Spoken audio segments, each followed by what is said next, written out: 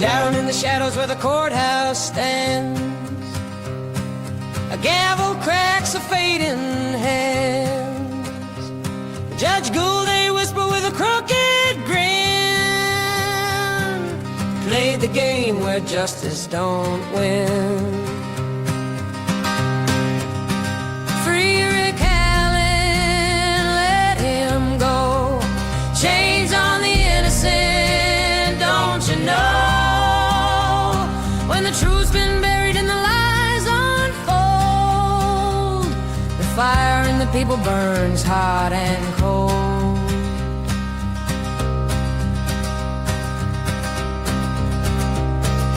Prosecutor Mickelin with his papers tied wrote the tale that never saw light. Twisted words in a room of stone,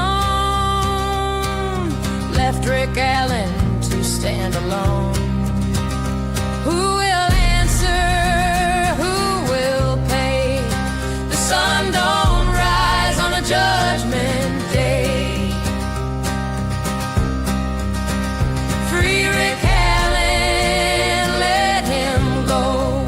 Chains on the innocent, don't you know? When the truth's been buried and the lies unfold,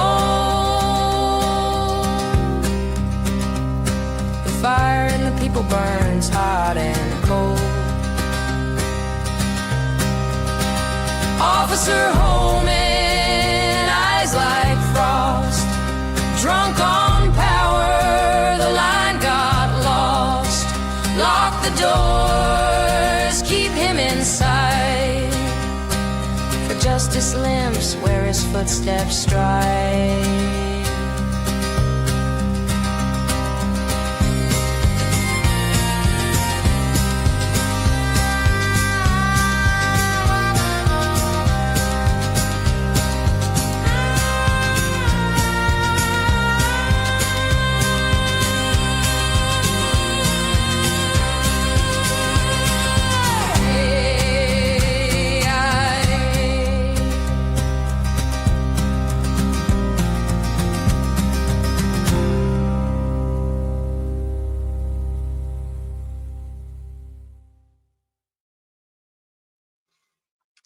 Hey, old folks.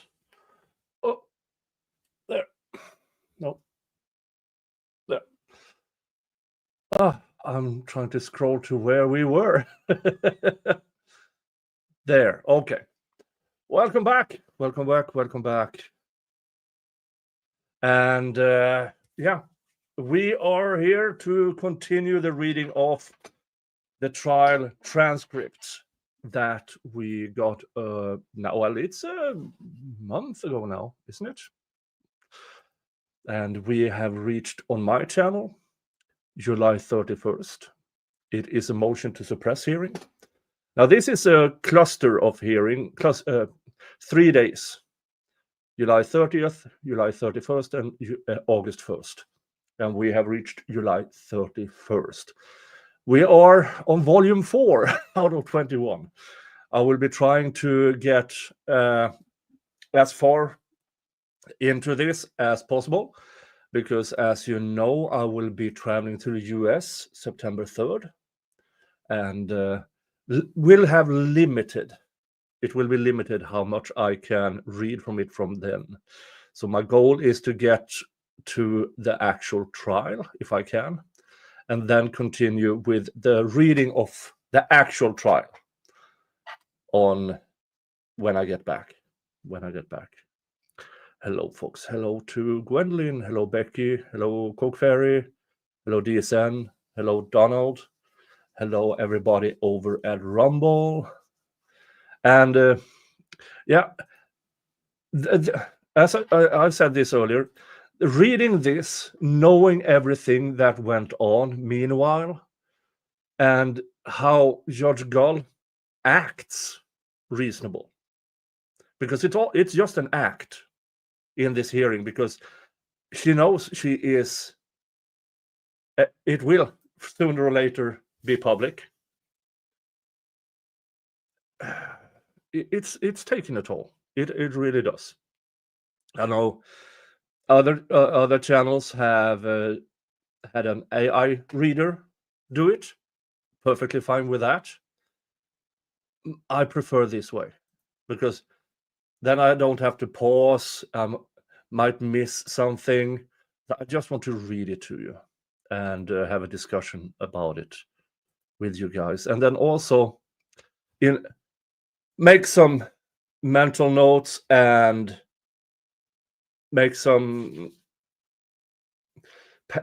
words in passing what we actually know when Miss Diener or McLeland are obviously lying, when Judge Gull acts the way she does,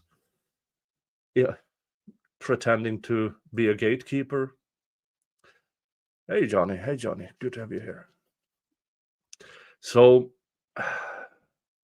let's get right into it. Let's see here. Are you Let me get myself up here. Let's make this a bit bigger.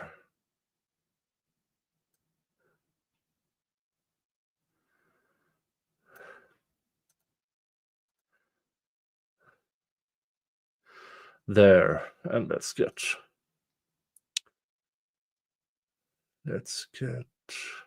yeah. You can still see everything there, and I like to have Mr. Jingles on screen. He's not here at the moment. He is outside having time of, gatekeeper to Hades. Yeah. All right, folks. They went off record July 30. On record July 31st, 2024, 8:59 a.m. The court. All right. Well, good morning, ladies and gentlemen. We are on the record back on State of Indiana versus Richard Allen. I'll show the defendants here in person with counsel, Mr. Rossi, Ms. Auger, and Mr. Baldwin. The state is here by Mr. McLeland, Mr. Luttrell, and Ms. Diener. Before we start, I just wanted to advise counsel. Last evening, I was in communication with our jury office to just kind of ask about the jury questionnaires. As you know from your experience at our last trial setting, there was a lot of questionnaires that we had to process and go through. So just so that you are all aware what the timeline is for the questionnaires.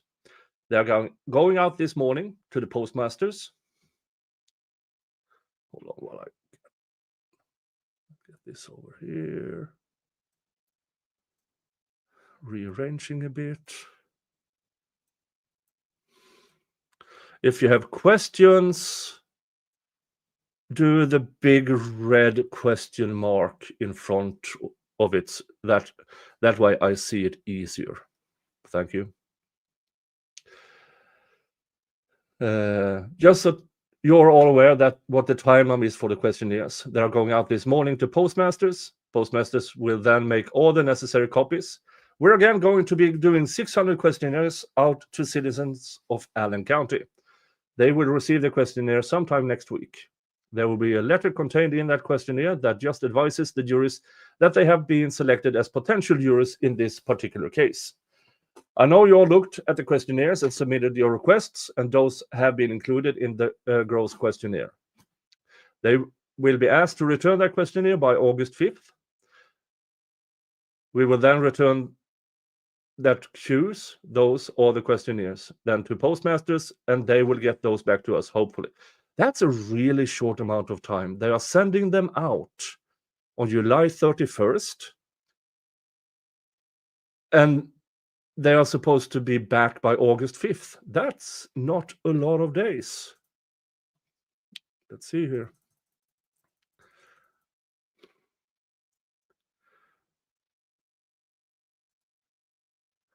Because July 31st was a Wednesday.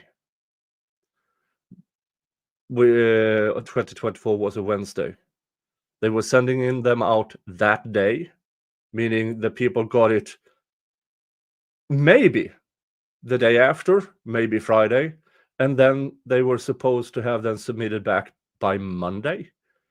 Yeah. That's not a hell of a lot of time.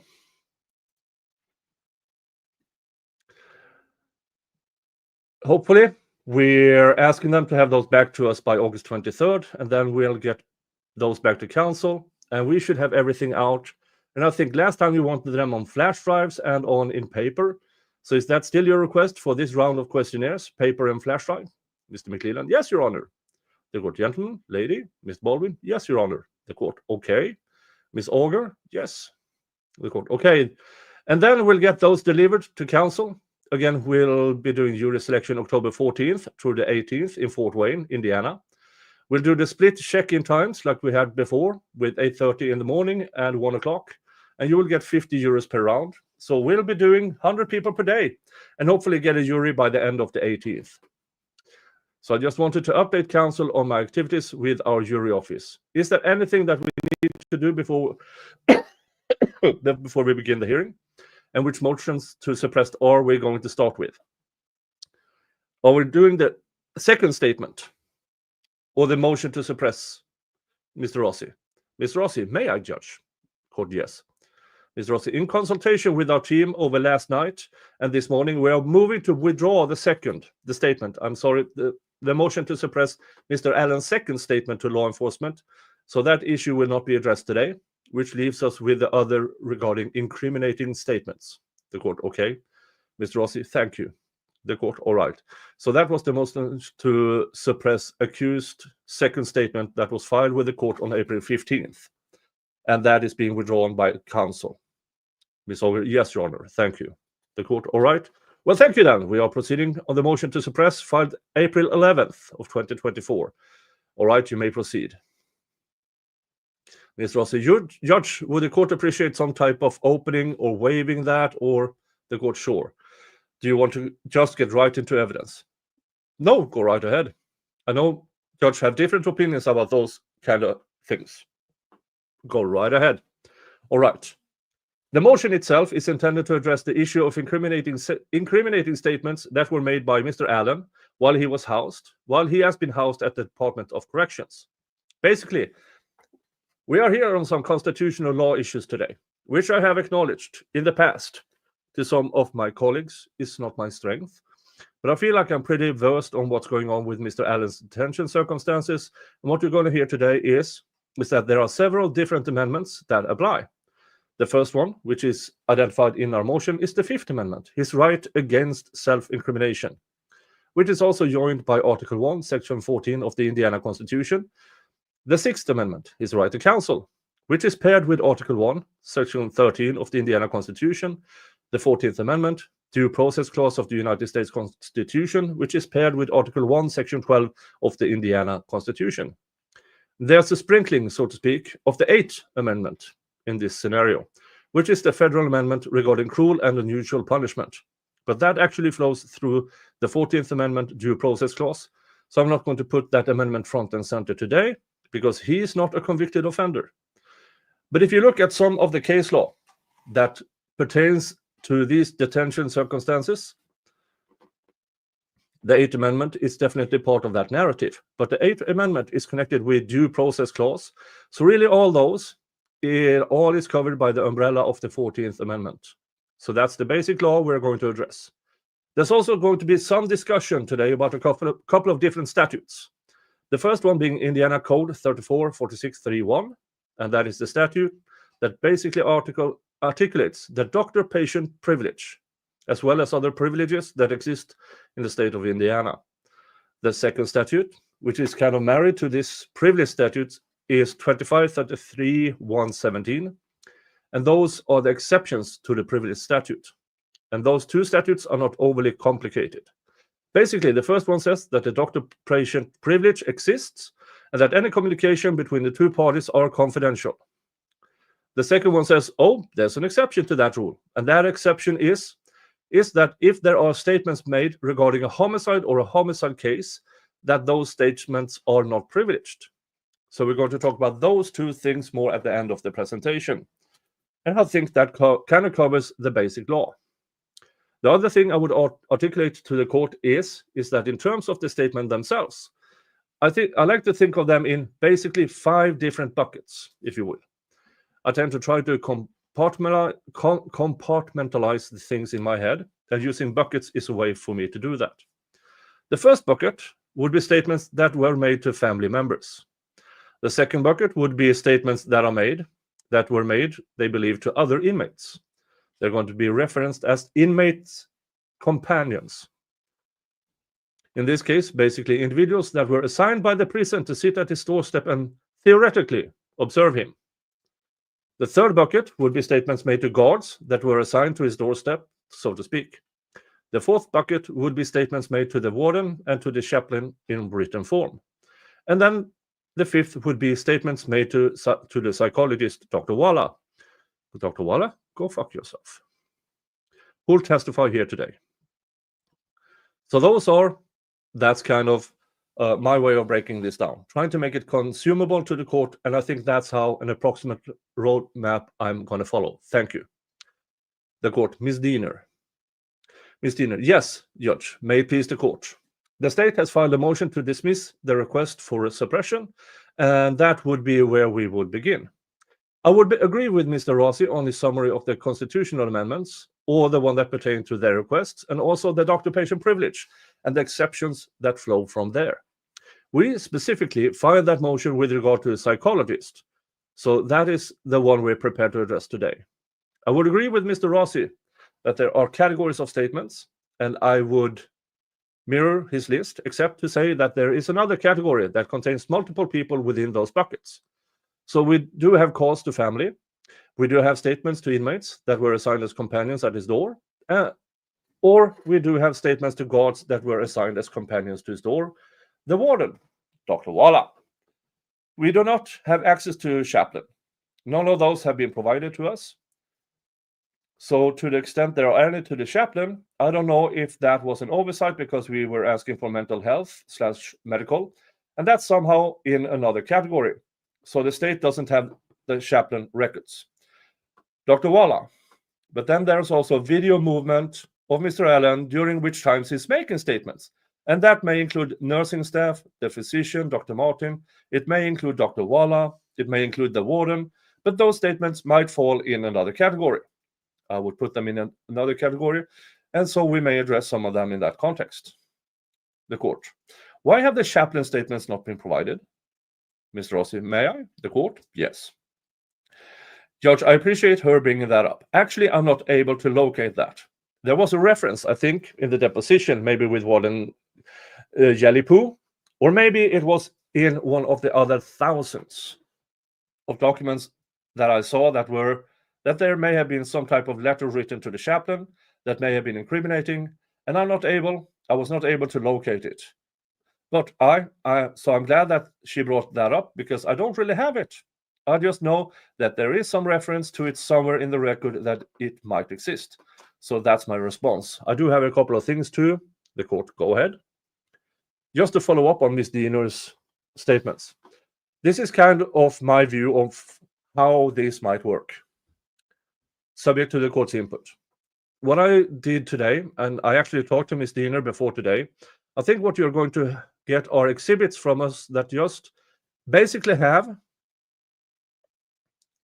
at least from me, what I believe to be statements that are at issue that we have on paper. And I'm going to hand those to you with a thumb drive, and you'll be able to, sort through those. I think the idea, because of the volume of evidence, so what we're talking about here is a video camera, for example, that she mentioned that runs 24 hours a day, pointed on Rick Allen for the last 18 months. So just naturally, the volume of that is almost unmanageable in terms of picking out each and every little, segment of that could be incriminating.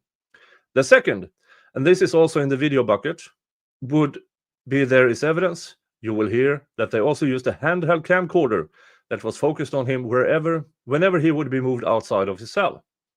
So anytime he was moved from cell door to any other place in the facility and back, I think even for showers and medical appointments, there would be literally like an old-fashioned, camcorder. And so there's footage from that. And naturally, there's just hours and hours of that stuff. The third bucket that we talked about would be, and now we're kind of going back to the beginning, would be the family members.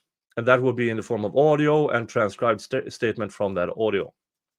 And then the statements to the inmate companions would be in the form of log sheets. There's a different name for those cheats, and I'm just going to refer to them as log cheats. So those are mostly written.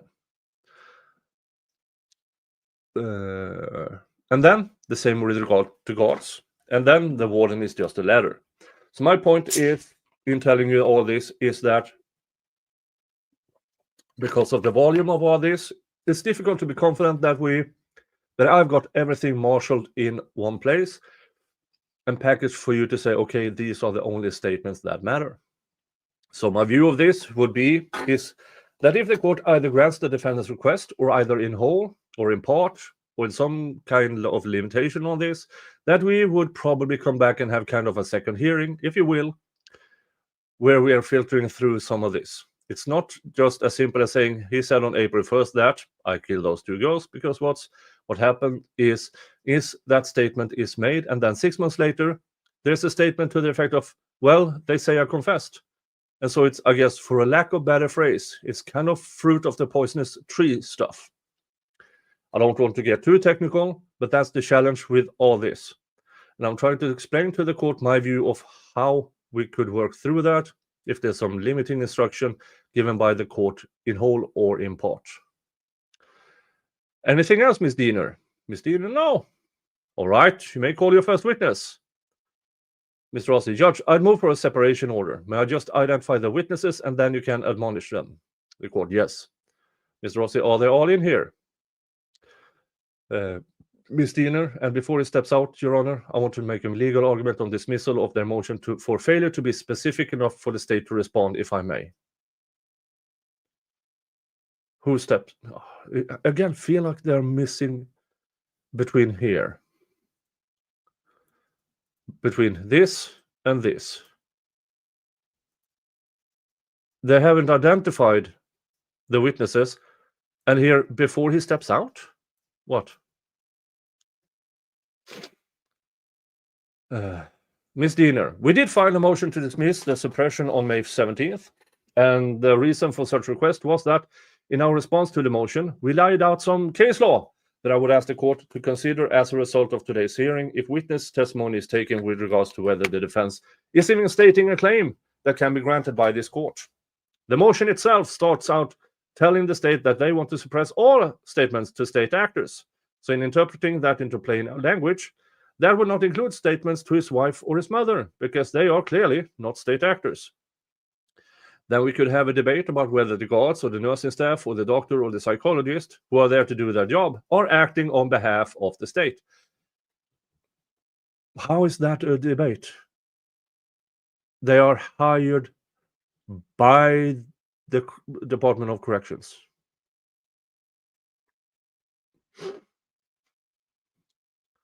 But then the motion concludes by saying all statements should be suppressed, which to me includes statements to mother and to wife. So it starts out with lack of clarity. The defense even goes on to state their issue is whether the state violated Alan's constitutional rights by detaining him in solitary confinement while awaiting trial. All of his statements are involuntary and should be suppressed. In preparation for this hearing and in looking at all of the case law they cite and all of the case law that I asked the court to consider in the response and now ask the court to consider in this motion to dismiss, basically asking for clarification, is that all of the cases talk about a clearly identified statement. In fact, the statement is contained within the case discussing it, and the analysis of how that statement was evaluated by the court with regard to admissibility. And then there's clearly circumstances of custody. And we can see he is in custody. There's no question about that. But is he in custody for the purpose of an interrogation? That's the question.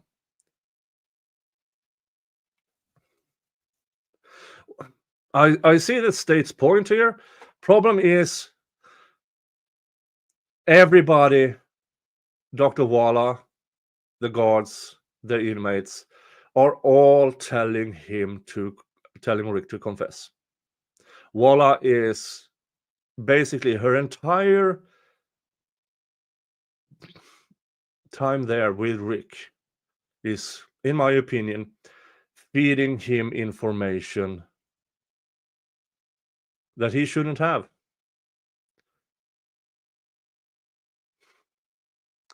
So yeah, Is it an interview when you're always recorded? Well, yeah.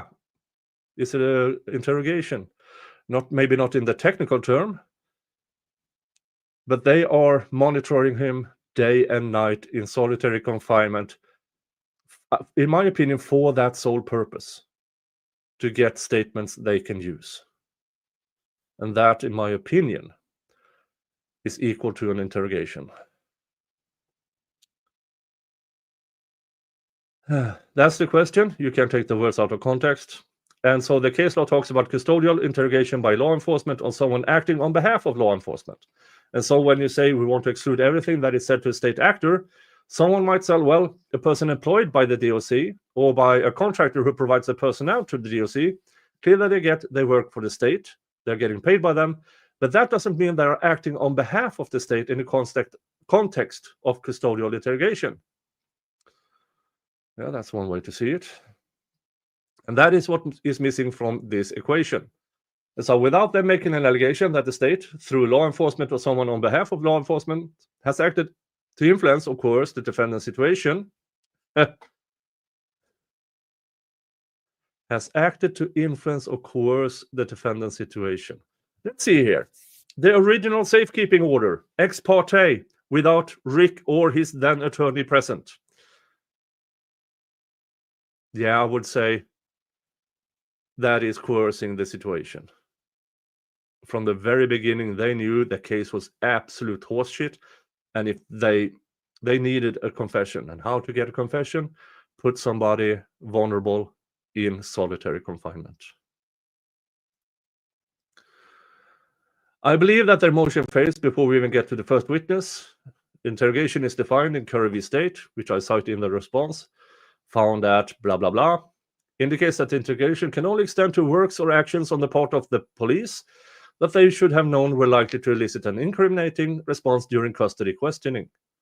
And so, regardless of the head notes that you grab from a particular case, or whether they are contained in an analysis of the court, they always come back to what this person in custody being questioned by law enforcement to obtain incriminating statements or someone on behalf of law enforcement. In this particular situation, Judge, the state's position is that the motion fails because they're not stating a basis that is found in current law. The motion and the memorandum claims that they are not saying that the incriminating statements or all statements are the result of interrogation. They're asking this court to suppress all statements for a novel basis. Novel basis means first time heard, more or less.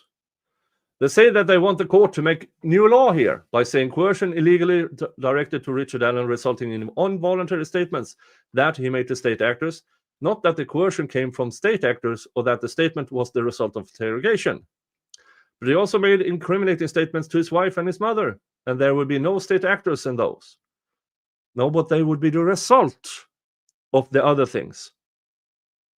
What he said to his wife and mother was the result of what happened with Dr. Walla, with the inmates screaming at him, with the guards screaming at him. So the defense memorandum says the methodology used by the justice system is one of first impression. Again, this is not based in existing case law or statutes. They're asking this court to reach beyond and take the standard applied for admissibility of a statement in custodial interrogation, and then the analysis of whether that statement is voluntary. Is it a voluntary waiver of Miranda? Is it a voluntary waiver of the right to counsel? Was it made knowingly, intentionally, and with free will? But they're jumping to the voluntariness without meeting the threshold. So in an effort to address their representations to the court at length about all the conditions that is under and how they are so unique and so coercive that this court should step outside the law, one of the main things they say is, well, Warden Galipeau at Westville was deposed, and he indicated that he was aware of no pre-trial detainee in DOC other than the ones that he has dealt with, being Richard Allen and one 5 years prior. However, that witness is not the appropriate source for that information. Mr. Allen is not unique. Jesus Christ. He's here in his current situation under this court's order based on safekeeping statute that allows this court to make a determination that his safety is at risk not just a threat to others, but to protect him, he himself. Good job, fucktwats. Good fucking job. And so in an effort to make this clear for the court, I have an affidavit of Don Stephen, who is the Indiana Department of Corrections Operational Support Services. And I provided one to Mr. Rossi, and she is essentially, and I marked as State Exhibit 7, and I'd like to provide it to the court, which lays out the familiarity of this particular employee of DOC with safekeepers and the statute under which they are directed to DOC, and the number of people in DOC as safekeepers, which are all pretrial detainees, and gave a 5-year history. So obviously, 2024 is still ongoing, but for the year that Mr. Allen was admitted to DOC in 2022, there were 36 pretrial detainees in safekeeping in DOC, and 8 that were referred to them that were denied. So I would submit State Exhibit 7 for the court's consideration. Now, those 36 pretrial detainees, are they held in solitary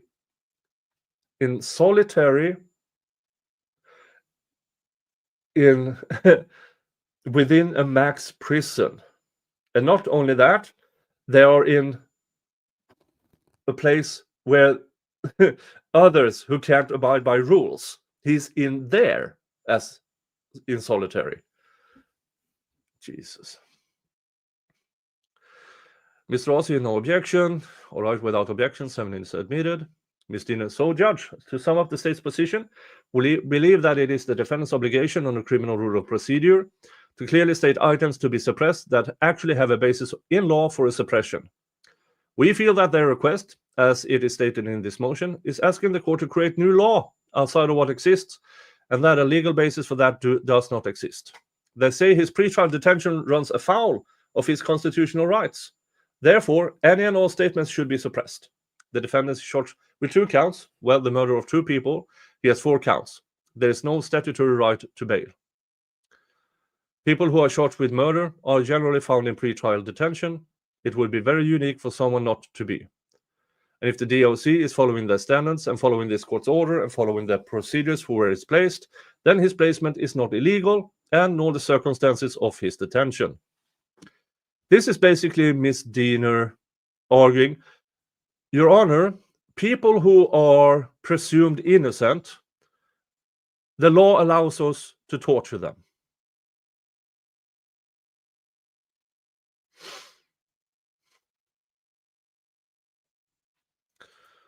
Most of Westville's COs are gangster disciples. Yeah, there's a clear difference between Mr. Allen's situation and people who are in gangs. And yeah, we'll see where we get with that.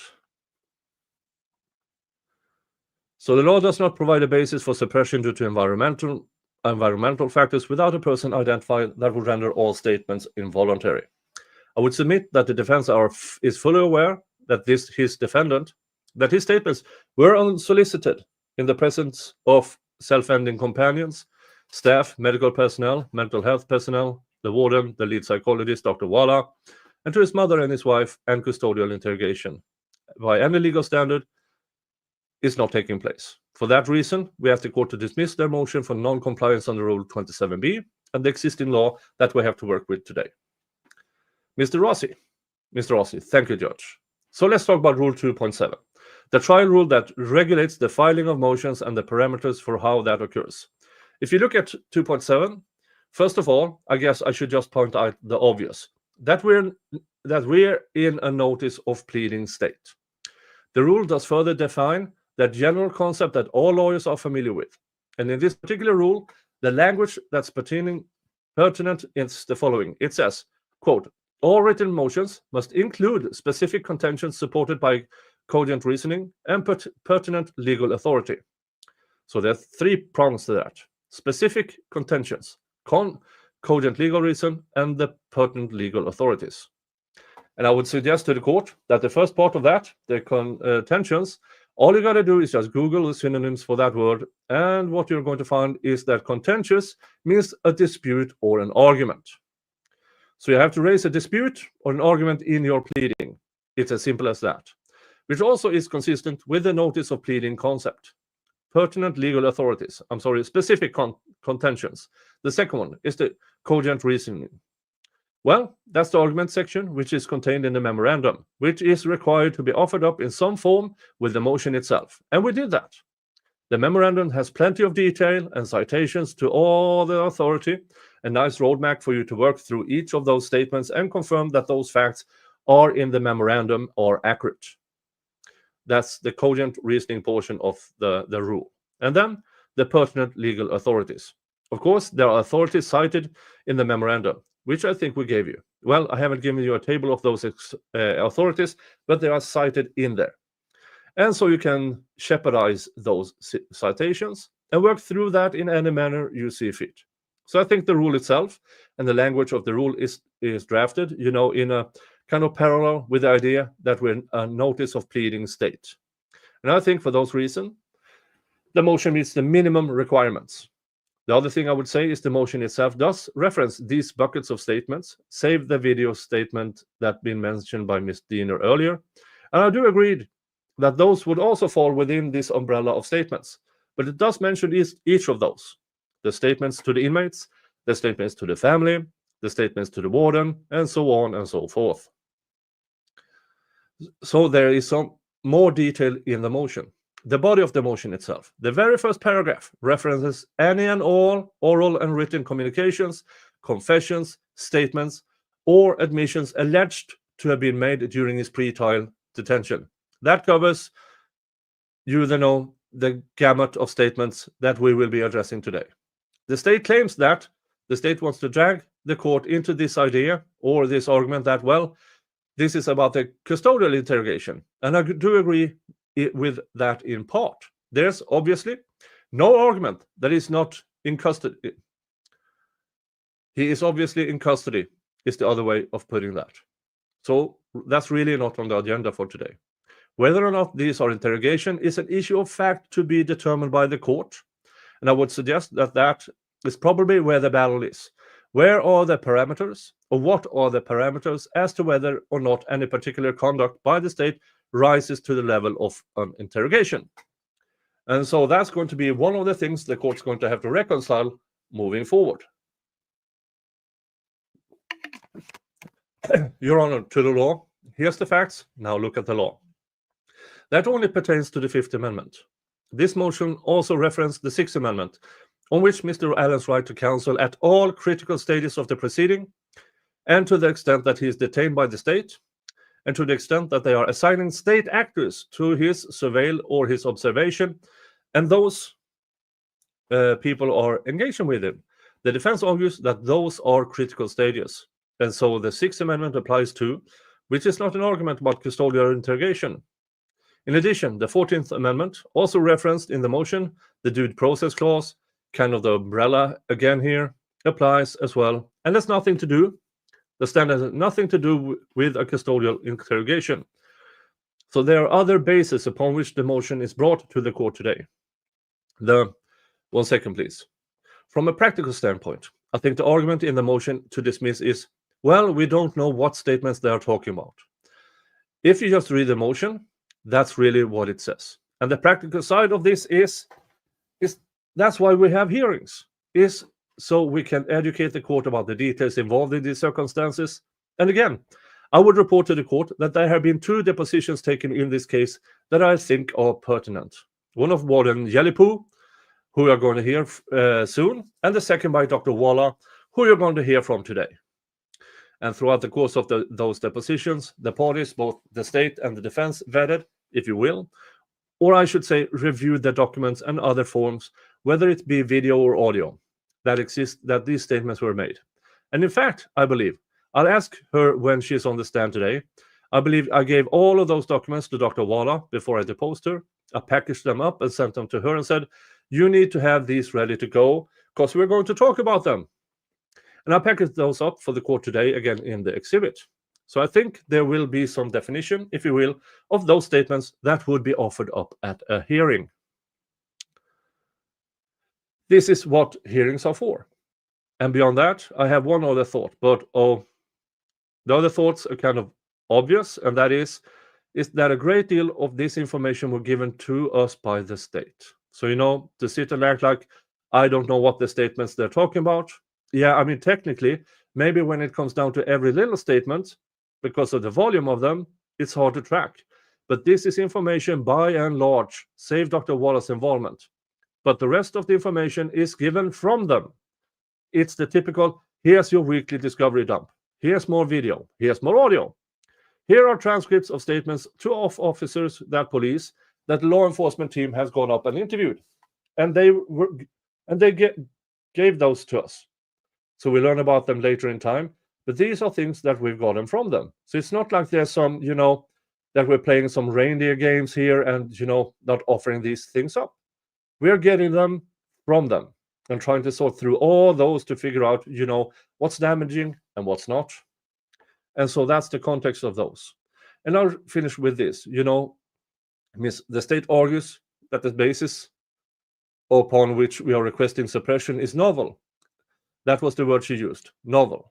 And I suggest to you that there's nothing novel about the Fifth Amendment of the United States Constitution, the Sixth Amendment to the United States Constitution, the 14th Amendment to the United States Constitution, or any of the provisions in the Indiana Constitution that deal with those amendments. And I'd ask the court to take that into consideration moving forward. The court. Anything else, Ms. Diener? Ms. Diener, no, Judge? The court. So here's my concern. How do the statements that Mr. Allen made to his wife and mother come under the umbrella of state actors as argued by the state? Mr. Rossi. Thank you, Judge. Well, first of all, again, that's a due process issue. It's a 14th Amendment issue. And that is to say that because of the way he's been treated pending trial with pre-trial detention that occurred by the way of safekeeping order that was entered by the former judge in this court without a hearing, without notice, an opportunity to be heard by him or his lawyers, put him in that hole up in Westville where he was detained for 7 months before any of these things occurred. And so it's the action by the state, i.e. the signature on that order, and then their ultimate detention of him, the circumstances, and the manner that they saw fit. Not that he agreed to, or not that you agreed to, for that matter, that drive that argument. So they're due process arguments. And that is, that's how out of those circumstances came these statements to his family members, and that's why we believe they're suppressed. Whew. The court. But doesn't your argument go to the weight that a jury would give those statements rather than their admissibility? Mr. Rossi, I appreciate that. And I thought about that a lot lately. And as the court may be aware, there is a statute. It's actually case law, I think, that requires that at a trial, in this case, that a jury would find a reasonable doubt that those statements were voluntary. So if we tee this up, so to speak, in October, and those statements are part of the evidence, in other words, if we fail today, then there is a standard that exists. But our argument is that that's putting the cart before the horse. You are the finder of fact today, as it relates to reconciling facts in terms of testimony. But at the end of the day, we're asking you to make a legal decision or render a legal opinion of the righteousness, if you will, kind of the broad word term, for how these things are acquired. But when we get to the jury, the idea that they would be dealing with that standard beyond a reasonable doubt and the voluntariness of those is a factual reconciliation by the jury. So I see it two different ways. The court, Ms. Diener. Judge, with regard to this court's function of being a fact finder with regard to admissibility, it still takes you back to the case law about due process, the Fifth Amendment, the Sixth Amendment, Article 1 of the Indiana Constitution, and the question of voluntariness comes after an analysis about whether his Miranda rights were given and weighed appropriately, which would cover both the Fifth and Sixth Amendment. So when you have him making statements to his wife and mother in a phone call that he initiates, that has an advisement that this conversation is subject to recording, they are jumping over the hurdle of custodial interrogation and asking this court to find environmental factors as the coercion that would normally be attributed to a person in every case. I cannot find a single case that says environmental factors can be the coercion that results in a defendant's statement being involuntary because it violated its Fifth and Sixth Amendment rights. In my opinion, folks, placing Rick Allen in a place on this where he, after a while, is in an active psychosis. People who are in an active psychosis are not voluntarily in an active psychosis. Hence, what they say are not voluntary statements. They are ramblings. They are themselves not aware because they are in a state of abnormality. They are in a state of a worldview that does not exist. It's a psychosis. It's the definition of psychosis. You are not yourself. Do they make that argument here? I don't know. She continues, I can't prove a negative, it's just not there. And when they say that we're supposed to show that the voluntariness of the statement is beyond a reasonable doubt without the jury being able to hear all the statements that we choose to present in their context, which they can then respond to and provide additional context to, we would be asking them to operate in a vacuum. So again, if there's a particular statement that they can point to that says his particular self-ending companion was harassing Mr. Allen until he gave a statement, yeah, how the fuck would it? You just claimed that you yourself could not prove a negative. How the fuck can you then sit there a minute later and say, but the defense has to prove a negative? Twat.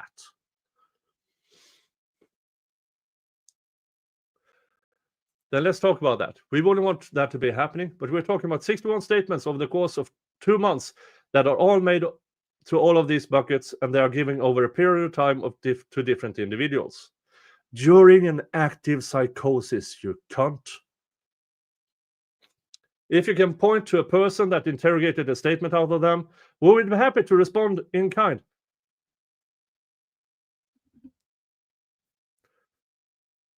The video in Mr. Allen's had no audio recording. And the so-called admissions to inmate companions, that's their claims. He said this. Dr. Walla destroyed her notes and then wrote out the story with her own words. Basically, the only things we have with Mr. Allen's own voice are the phone calls to his wife and mother. Everything else is somebody else's claim that he said. But they're skipping over that threshold that this court would be most involved in, because even if you find it's voluntary, we argue that to the jury. So today, I believe the question is, did we violate his rights by subjecting him to custodial interrogation? Because even the cases that talk about coercion outside of an officer acting blatantly, the case law says that it is only what an officer can anticipate or be, should have known would have coerced the defendant to make a statement. We have cases about mental health, but again, the court says mental health alone is not enough to make a statement involuntary. It's not a depression. He's in an active psychosis. We have intoxication, whether that's person voluntarily being intoxicated or someone who's ordered to be medicated or is under the influence of a drug or whatever reason, again, by itself, not dispositive of a voluntary statement. Yeah, but he was involuntary. His psychosis is not voluntary. Neither is them pumping him full with Soviet Union's favorite mind-altering drug, Haldol.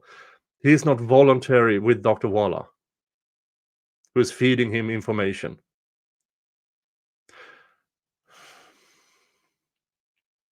So that's why the state feels so strongly about the court recognizing that they are skipping over custodial interrogation, and there is not a case out there that says that's not important. And even if in the cases where they say that the officer were not overly coercive, There's a case where they hold you responsible for questioning a person who is in a mental health ward and is under the influence of psychotropic medication. That doesn't fit this case. There's no police interrogation. The court. Anything else, Mr. Rossi? Judge, I feel like we're kind of getting down the road to, okay, now we're making final arguments after we've heard the evidence. The idea that there is case law that either does or doesn't support this concept of environmental factors being a party to or applied to circumstances is more of an argument that the court really should tackle. And I would suggest to you, look, Ms. Diener says there's no cases out there that support this. Well, there are cases that talk about environmental factors.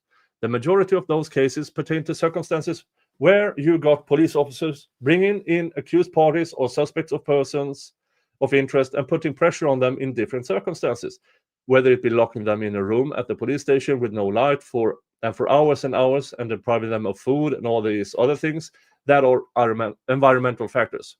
And so there are cases out there that do exist. How many cases there are with regard to 51-year-old men who are pre-trial detainees, who have no criminal history, who have been incarcerated without a due process hearing, that's novel. That's when you use the word novel. There are none that I can find. I do acknowledge that. I'm not saying I might not come up with one between now and, the time that we're done submitting evidence in this case and arguments, but I agree. It is an unusual situation. Thank you. The court. Well, thank you for the great legal argument. I have concerns when I read this is the motion in limine that you submitted. It's 3 inches thick and it has an awful lot of information.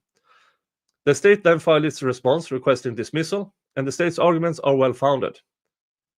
At this point, I'm going to take the state's motion to dismiss under advisement pending the resolution of the hearing, but I'm concerned about there's no police interrogation.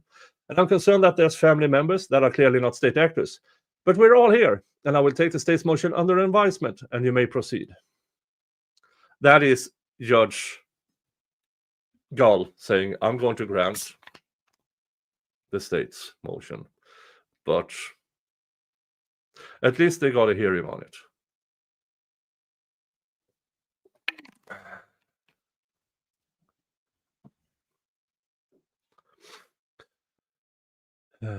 Mr. Rossi, very good, thank you. Now I'm back to where I started when I was trying to leave. Ms. Diener, yes. 1 second, Judge, if I could grab the witnesses. Judge, I have Nia Maps, Miss Kniva Maps, Mr. Rossi, Miss Maps, Dr. Walla, and Warden Galipeau. And we intend to call Officer Holeman and Officer or Investigator Mullin. I assume we'll be back inaudible. Where is it? There. We are now up to 32 inaudibles, to my count. So I move for separation. Ms. Diener, the state intends to call Warden Galipeau, Dr. Walla, and Detective Harshman, who is seated in the back of the room. The court. All right. Well, ladies and gentlemen, those of you that have been identified as witnesses in this particular hearing, your instructed that the parties that filed a motion for separation of witnesses orally. I'll grant the motion for separation of witness. That means, folks, is that you are not to speak in the hallway about your testimony. You're only allowed in the courtroom during your testimony. The only ones you can talk to about your testimony is the attorney that called you. So please don't violate that motion for separation of witness. If you violate that order, you are subject to contempt of court. So you'll need to wait out in the hallway until you are called in to testify in this matter. Mr. Rossi, thank you. I will call John Galipeau. Witness sworn. Mr. Rossi, may I? The court, you may. Direct examination of Warden John Galipeau. What's your name? John Galipeau. And we met before, right, Warden? Correct. 3 or 4 times now, I think, right? Correct. And tell the judge where you work.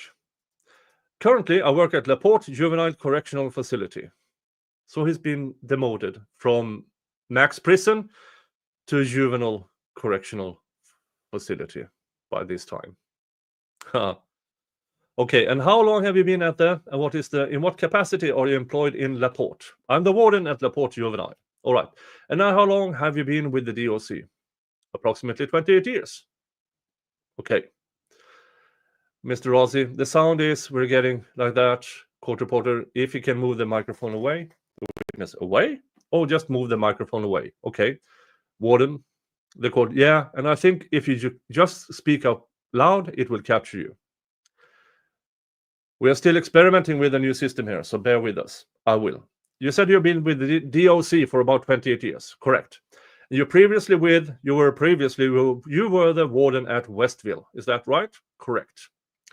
And how long were you the warden at Westville? Approximately 5 years. And when was it that you left Westville and went to your current position?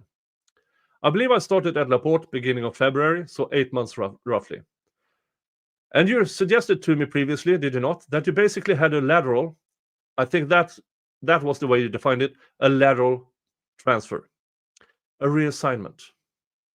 Okay, you went from supervising, is it fair to say you went from supervising about 2,300 inmates down to 60? About 2,800 inmates to right around 55.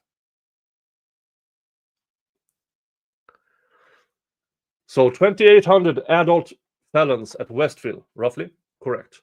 And now you're supervising 60 teenage females in Laporte, right? Currently 54, yes. 54, thank you. And you recall me taking your deposition back on March 22nd of 2024?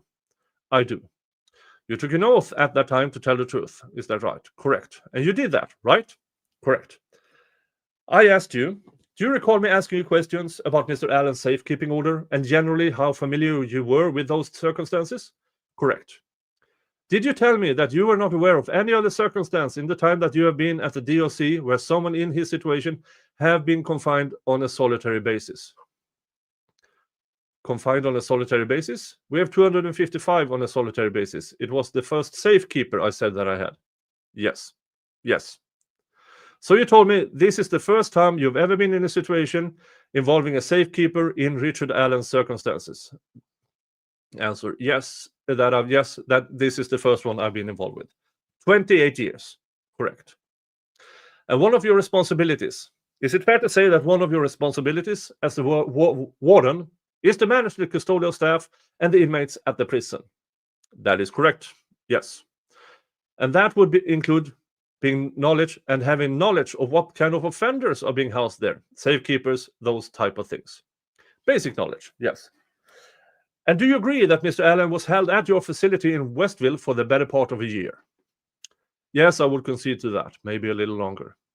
I'm kind of just estimating here, but basically November of 2022 through early December of 2023. Does that sound right? Sounds about right, yes.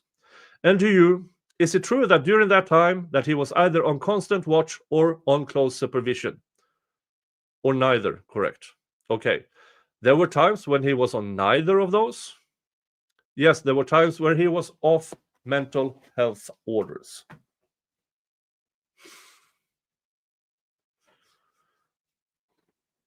Okay. Altogether, correct. Do you agree that during Mr. Allen's detention at your facility that he was afforded very little privacy? He was afforded very little privacy. Yes, I will concede to that. It would be reasonable to say that he had no privacy. Is that correct? At time periods. Okay, well, let's just start out at the obvious. His cell, if I recall, you say is about an 8.5 by 12.5 foot cell. Is that correct? Correct. And that cell, is it accurate to say it was contained in a maximum security unit within the penitentiary itself? That is correct. If I say it was a prison within a prison, is that a pretty nice way of describing the facility or WCU where he was housed? It's a fair description. A lot of acronyms in this business, right? There is. But the WCU is the way you describe the unit where he was housed. Correct. Tell the judge what that acronym is. WCU or MCC, Maximum Control Complex. And what's W? What's the W? Where did that come from? WCU, Westville Control Unit. Westville Control Unit, correct. Thank you. And so that unit is a unit inside the prison where basically you have to go through another set of fences and then into a confined unit to access Mr. Allen, right? That is correct.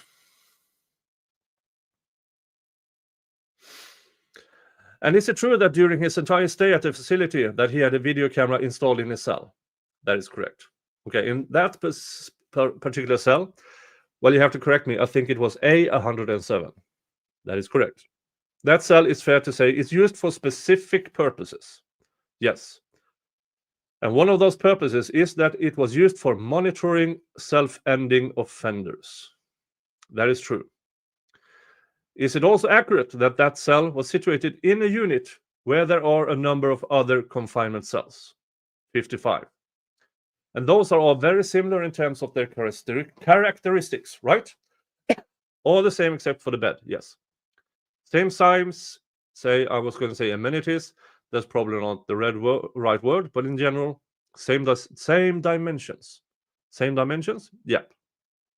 Okay, so basically he's in a self-ending observation cell, but his neighbor right next door, a few feet, is in a cell just like the one he's in. Correct. But he gets a camera. Is that accurate? That's accurate. And that camera basically is focused on his cell 24 hours a day, 7 days a week. Yes, sir. And that camera, is it accurate to say that that camera was recording his movements, activities, and everything he did? Everything he did in that cell during those times. That is correct. And just to be clear, so the judge is aware, that camera, is it fair to say, did not have audio? It's just video. That's correct. No audio. And did you then instruct Miss Maps, one of the employees at the prison, to preserve all of that video? Yes. And so that happened early on in Mr. Allen's stay, that you instructed her to do that. I'm not sure when it happened, but yeah. What were your intentions of having her preserve all of that video? Just for proceedings just like this. Okay. Just so we could have, knowledge of, be transparent. Purposes of litigation, right? Or just to be transparent, yeah, to capture anything that may have happened. Okay. Well, when you say proceedings just like this, you're talking about us being here in the courtroom. This is one of them. Okay. Correct? We were talking about privacy. Do you agree that even when Mr. Allen would use the restroom, that whether it be number 1 or number 2, so to speak, that would be on video? Correct, it would be. Do you agree that there were lights on this observation cell throughout his stay at Westville? Correct. And in fairness, there's a window in the cell, right? There was. Do you recall us talking about that in our disposition? Briefly. If I describe the window as kind of window slit, if you will, is that a pretty good way of describing it? It is. It is. I would describe it probably 5 feet by 10 inches. Okay, so pretty narrow, but it's taller than it's wide, right? Yes, sir. And from what I could see on the video when I was watching, the bottom of that video is actually elevated quite a bit in that room, maybe face level or higher, right? I would say so, yeah. Okay, so the higher portion of the window, you really can't see because you, inaudible.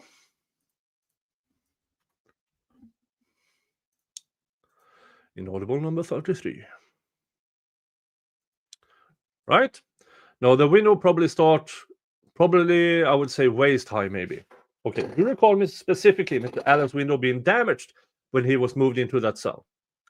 I remember it being scratched. Okay, and then it had to be replaced. We replaced it, yes. Is it fair to say there are policies regarding the amount of recreation that Mr. Allen would get while in that setting? Correct. And you told me in part of the deposition that he would get 3 to 4 hour sessions a week. Is that right? I think they're allotted 5, yes. In depositions, you told me 3 to 4. I believe there are allotted 5. So did you go back and check the policy since last I talked to you? No, I believe there are allotted 5. Okay, very well. So 5 1-hour sessions. Correct. All right. When available. And do you acknowledge that there are times when those sessions can be curtailed because he is on some other form of watch, whether it be constant or close supervision? Correct, or refusals. And do you acknowledge that there were long periods of time while Mr. Allen was detained in Westville, in fact, he was on either constant or close watch? Yes. I'm not sure the duration he was on them, but he was on both those. And in fact, do you acknowledge that when he showed up at the prison doorstep, so to speak, in November of 2022, that he was immediately placed on self-ending watch? I don't recall whether he was placed on self-ending watch. If he was, it's because he was on self-ending watch as he was transported to us. I'm not sure when Westville put him on self-ending watch. Okay, very good. You recall that he was placed on self-ending watch roughly from April 1st of 2023 through the rest of his stay, December 5th, I believe, of 2024. Answer: there were intermittent periods where he was on or off, so I'm not sure of the exact dates when he was on or off, but it was intermittent. Thank you for that. The point being that when you're on his particular watch, then some of your privileges can be cut off, right? That's true if he's on constant. Let's talk about Mr. Allen's visitations at the prison, okay? Yes, sir. Do you acknowledge that when there were visits with his lawyers and his family, that he was transported by a number of guards? Yes, sir. Do you acknowledge that he was fully shackled when that occurred? I do. And when we described the shackles, we were talking about handcuffs, right? Correct. And those handcuffs are a little different than just regular, traditional set of handcuffs. They're box cuffs, right? Well, the handcuffs are the same. They just place a box over the handcuffs. Thank you. Thank you for the technical explanation. So traditional handcuffs with a box in them, all right? Correct. And the box makes them more restricted. Correct. Do you acknowledge that he also had a belly chain on him when he was transported? That'd be standard. And do you acknowledge that he had ankle shackles or foot shackles when he was transported? Yes, sir. Do you acknowledge that he also had what I don't want to get too technical here, but the belly chain is hooked to the box cuffs, right? Correct. So you can't really move your hands. You can move them. They are designed for transportation, so you can eat with them. You can go to the bathroom with them. Well, you have to unhook them from the belly chain to eat, right? No. You don't have to? No, sir.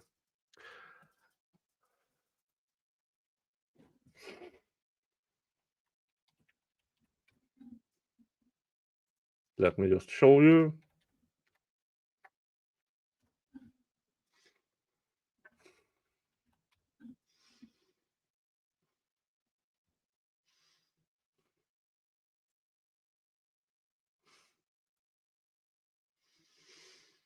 Let me just show you what Warden claims that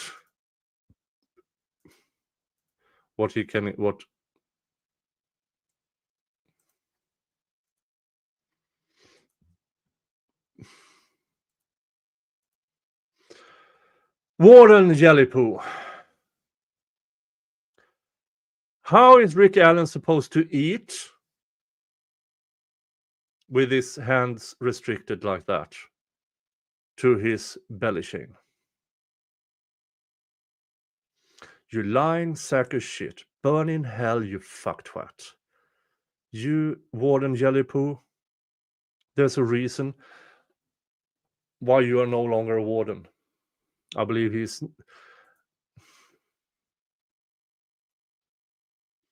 you know you're lying, and you're lying under oath, you hypocrite.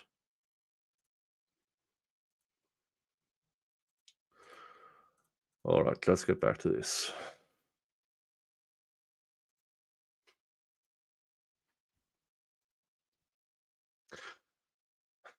Okay, do you acknowledge that he also was essentially walked around with, I call it a leash, you call it a lead, but it looks like a leash, right? It's a lead. Just like you would use with a dog. No, it's has a little hook on the end with a ring. It's a security lead, correct. Transported with that, right? Yes, sir. Do you acknowledge that every time you moved Mr. Allen out of his cell, that there was structured? Let me rephrase the question. Do you acknowledge that a majority of the times that you moved Mr. Allen out of his cell, that you used a camera to record those movements? It should have been every time, yes, sir. Okay, I wasn't sure when it started, so I didn't want to force it to a technical error. Right. So you think it was every time? When the order came down, it was every time, yes. I'm not sure when that was started, but it wasn't too long after he got there. Folks, Do you think that every person pre-trial, even in under a safekeeping order, was recorded 24/7 all the time, even when transported?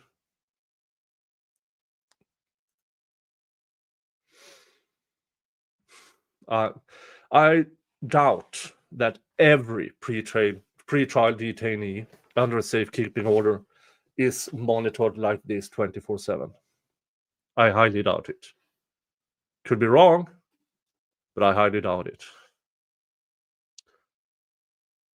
Okay, and so essentially, while he was being walked to the shower, he had a video camera on him, correct? While he was being walked to see his lawyer, Mr. Baldwin and I, he had a video camera on him. Yes, sir. Actually assigned an individual to just do that. Yes, sir. There were even occasions when his lawyer would meet with him. Do you acknowledge when you were video cameraing or videoing these meetings? Yes, sir. Now, in fairness, it was not in the room, correct? Correct. But the video camera was located directly outside of the window, very near where his lawyers were then. Correct. Do you acknowledge that the video camera was pointed directly at Mr. Allen as he was communicating with his lawyers? Answer, I would hope so. I'm not sure how it was pointed, but that's the intent.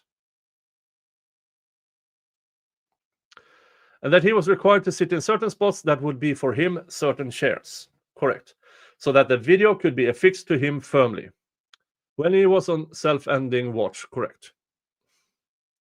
And during these meetings, he was fully shackled, as you described earlier, right?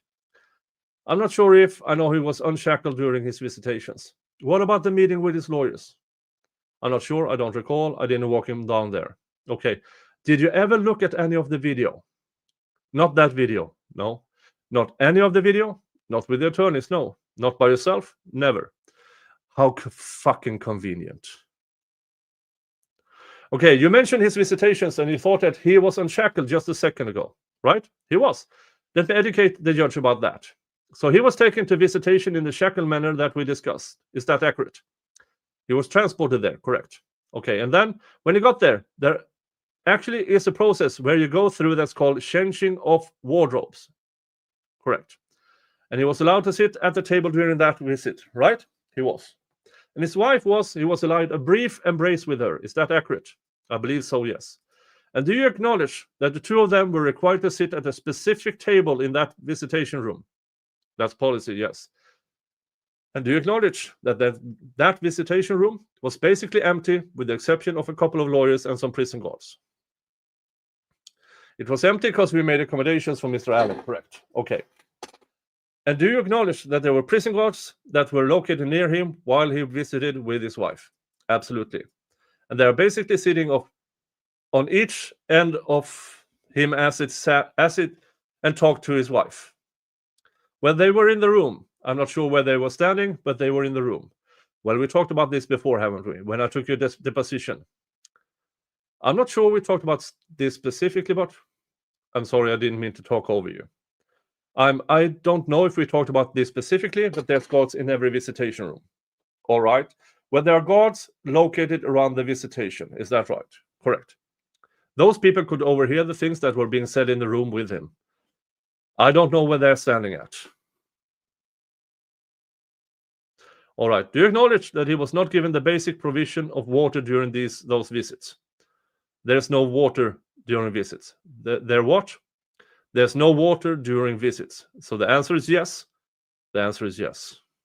Okay, visits, there's a water fountain in that room, isn't there? There is. But it's just right next to where he was sitting. There is. And there are vending machines in the room. Also true.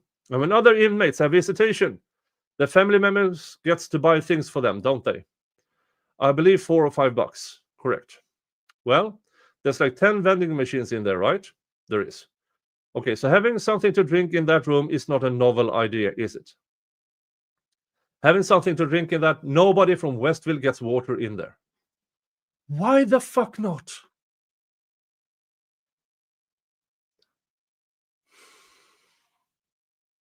Okay. Visits tend to be an hour long. I think we granted Mr. Allen 2-hour visits. His wife didn't get any water either, did she? No, sir, not that I recall. Pretty reasonable request, though. It's policy, sir. I'm sorry. I said it's policy. Policy? Yes, sir. So you can have a Pepsi, but you can't have water. Correct. All right.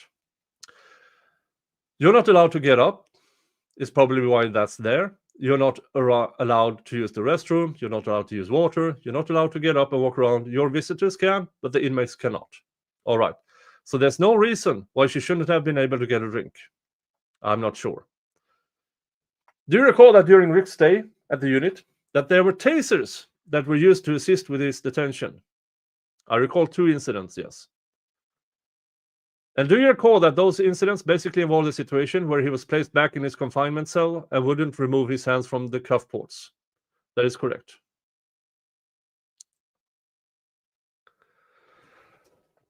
So he was still cuffed that way, and they zapped him. So to educate the judge again, the cuff port is the phrase that you use for the little slit in the door where you put the inmate's food. Oh, he was placed back in his confinement cell and he wouldn't remove his hand from the cuff ports. Okay.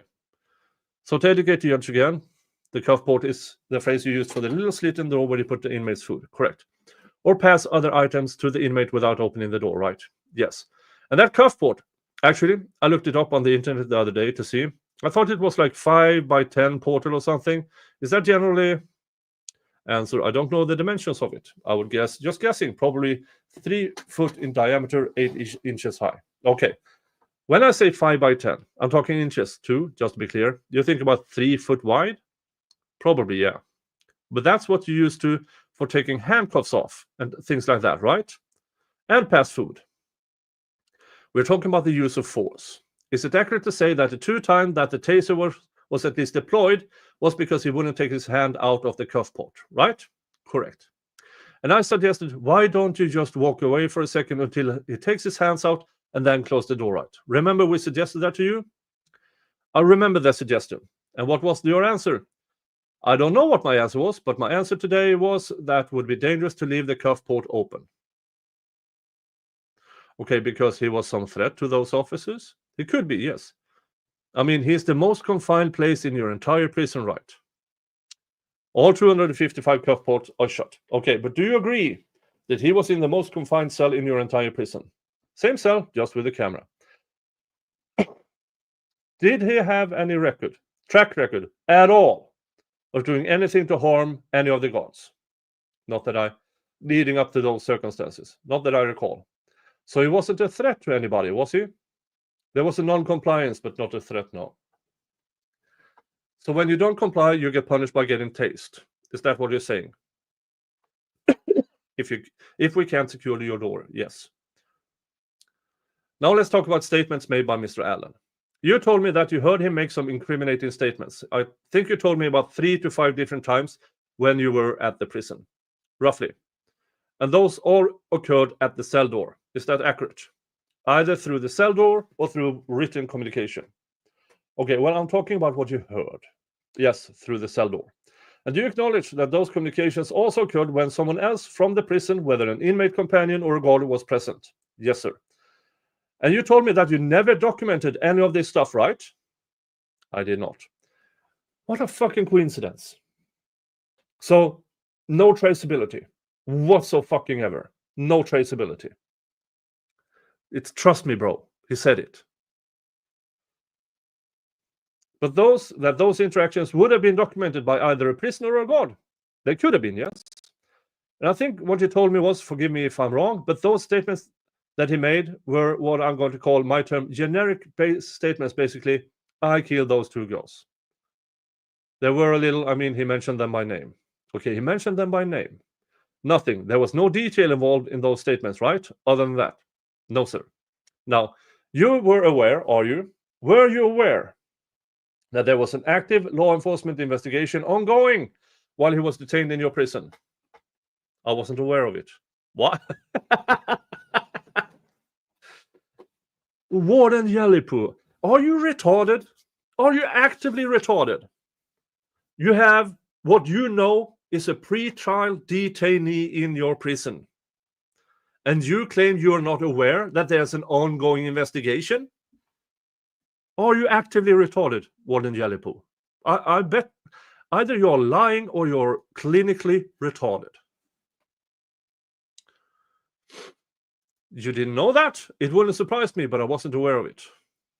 Okay, are you aware that law enforcement officers were coming into your facility during his stay at Westville and interviewing your guards and inmate companions? I don't recall them interviewing any inmates. Okay. No? You don't have any knowledge of that? No. Then how the fuck could the investigators went through? They have to go through. They have to apply. Hey, we need to talk to that person. And this warden claims he's not aware of it? Fuck you. If that were happening, would you expect that that would be something that you would have knowledge of? I would hope so, yes. All right. Do you have any recollection of any police officers coming into the facility to talk to anybody about Rick Allen's detention circumstances between November of 2022 and December of 2023? The only law enforcement that I can't even remember his name, but came into my office and spoke to me briefly, but I don't remember anyone interviewing guards or inmates. I couldn't hear. What did you say at the end? I said, I don't remember any law enforcement coming in and interviewing Mr. Allen or guards. No. Yeah, that's really interesting because obviously somebody did. Give me 1 second. I need to look real quick. Let's just talk about prison life in general. You acknowledge that living in prison can be really tough on people. It can be uncomfortable, and especially on their mental state. Sure. And detaining someone in a secure unit like the WCU can be even tougher on an inmate. Some prefer it, but it can be tougher on an inmate. Sure, for those who don't prefer it. I concede to that. Was there ever any suggestion from Rick Allen while he was there that he preferred to be in that confinement cell? No, not that I'm aware. Thank you. You acknowledged to me in the deposition, I think the phrase was major adjustment for somebody in their life, right? Sure. Especially if you've never been in a prison before. Correct. Are you aware that Rick Allen has not one speck of criminal history before he walked into your facility? I don't know his background. Okay, let's talk about the inmate companion program, okay? Sure. You guys refer to it, your staff members refer to it as the self-ending companion program. Is that right? Correct. Is that the technical phrase? It's one of the phrases, self-ending companion, yeah. Is it accurate to say that basically there are employees at your facility that recruits inmates to participate in this program? I don't know if we recruit them. They come from the PLUS program. Okay. PLUS program is a program that in the prison that offers inmates up an opportunity to engage in positive activities, right? Correct. I'm talking pretty broadly here, but that's generally accurate. Yes. With those activities can come time cuts and things that they can do to get out earlier. Is that fair? I don't know if they involve time cuts. I'm not sure really. I don't know if they do or not. PLUS is a purposeful living unit. How the fuck do you not know this, Warden Galipeau? It's your fucking prison, and you claim to have no idea what's going on? Hello, Mr. Jingles. Okay, so it's a unit. It's kind of like a trustee unit where you got people that garner a little bit more trust than normal. In theory, yes. And these people are all still convicted felons, right? Correct. And those convictions, is it accurate to say, can include everything from murder down to theft? I would suppose. And everything in between? Sure. And so one of the incentives, is it accurate to say that one of the incentives for getting into this program would be you get to be in this other dorm, the PLUS unit, or whatever you call it? I couldn't hear you. Say that again, yeah. Yeah, I'm sorry. Is it accurate to say that one of the incentives of being in this self-ending program is that you get to live in the PLUS house, the PLUS dorm? That's one of them, sure. It's a better place to live than being in Gen Pop, right? I mean, it's the most crowded place to live. Okay, but the amenities are better. They get more privileges. No. Okay, then why would people want to live there rather than living in the Gem Pop?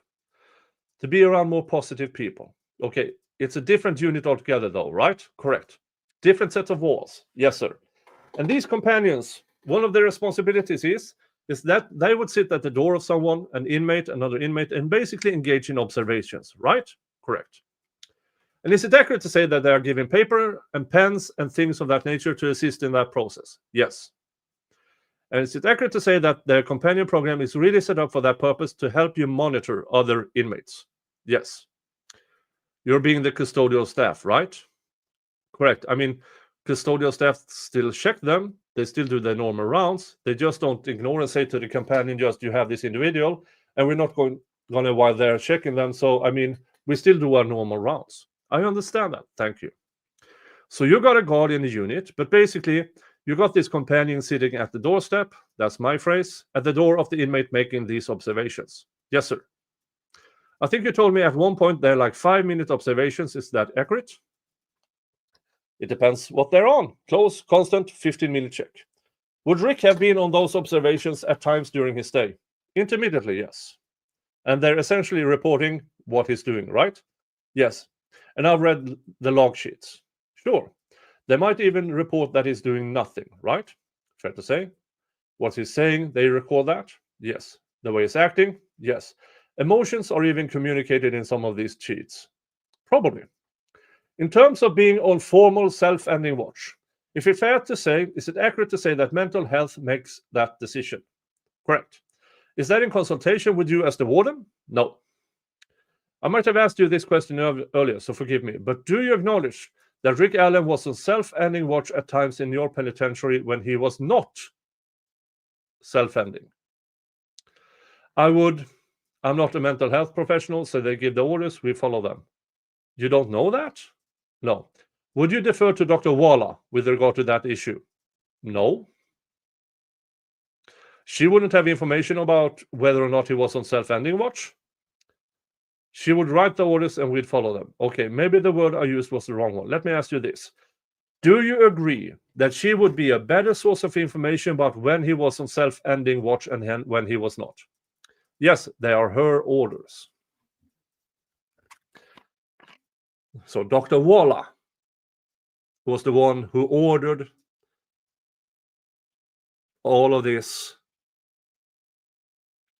happening from April 1st to the end of Mr. Allen's stay.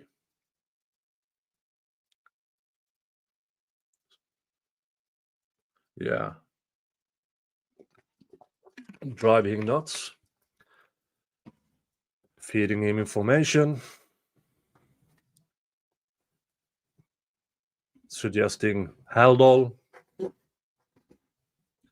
And then destroy the notes. And then make shit up.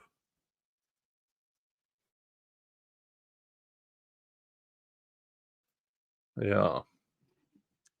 Yes, they are her orders. Thank you. Yeah. Some of those prison companions were people that were convicted of crimes of dishonesty. Is that accurate? I would suppose. I'm not sure what they are committed for. Theft, fraud, forgery, those kind of things. Supposedly, yes. Well, do you have those kind of people in the prison? We do. And the rules regarding the companions, do acknowledge prohibit communications between the companion and the inmate? Yes. There's no doubt that the companions aren't supposed to be discussing legal matters with the inmates, right? Correct. Did you ever discover that there were companions that were talking to Rick Allen about his circumstances, whether personal or legal? I was not aware of any, no. Have you never read or are you aware of the transcribed statement of inmate Lacy Patton Jr.? I don't even know who he is. So the answer is no. The answer is no. Are you aware or have you been privy to the transcribed statements of inmate Jason Elliott? Not sure who he is either, sir. So the answer is no. To the extent that those statements were provided or were given to law enforcement, you don't have any knowledge of it. Is that accurate? That's true. I'll read a statement from Lacy Patton that I've given to the court previously. And in that statement, Mr. Patton admitted that he communicated with his child's mother and his family about Rick's confessions. Let's just hypothetically assume that's true. Would that be an appropriate thing for an inmate companion to do? Assuming it's true, probably not, no. They're not supposed to have any communication. Do you agree that that would be in violation of the inmate companion rules? Yes. Same question with regard to Jason Elliott. He would have done the same, correct. Do you believe that that would be a violation of Rick's privacy rights within the prison under your policies? If a companion was talking to him, was talking to their families about what he was saying. Ms. Diener, may I ask a qualifying question, Judge? You may. Ms. Diener, Warden Galipeau, does the prison or DOC as a whole have a confidentiality policy for prisoners? I'm unaware. Ms. Diener, thank you. I'm not sure, ma'am. I object to the question. Why is Ms. Diener objection to her own question? Or are we missing things again? And is a response? Mr. Rossi, I'm sorry, Judge. And a response? No. Okay, sustained. What is sustained? There's no objection. Well, I object to this. Did she object to her own question and then it was sustained? What? There's something missing here again. Question. Are you aware that the inmate companion program has a set of rules? I'm not sure what the rules are. I would hope so. How? You're the fucking warden, Mr. Galipeau. How do you be? There's no possible way for you to be this absolutely ignorant of what's going on in your own prison. You were there for 5 years. Who ran it? Obviously, you were just. Were you sitting on your ass, jerking off, day in, day out, while others did the work? And you didn't? No, you didn't. I hope you didn't. Galipeau, how can you claim under oath that you know you basically say to the court, you know absolutely nothing of what's going on in that prison?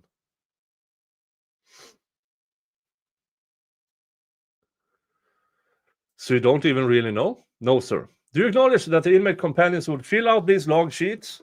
You call them bed boards, I think was the phrase I remember. And then those would be secured in a location within the prison. Yes, sir. I think you told me in some box or something, didn't you? I believe so. Yes. They were put in a box. Okay, where and what was the ultimate destination of those log sheets? They would go to Dr. Walla.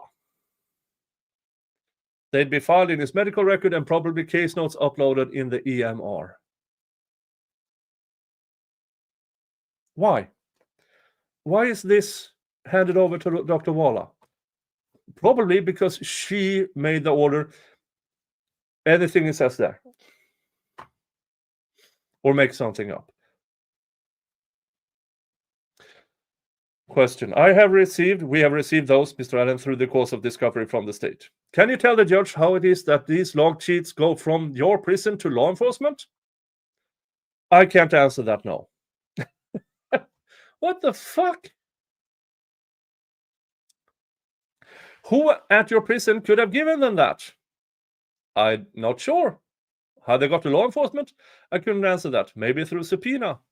Our process is we collect the self-ending companion logs, which are different from the door sheets. They got in a secure box.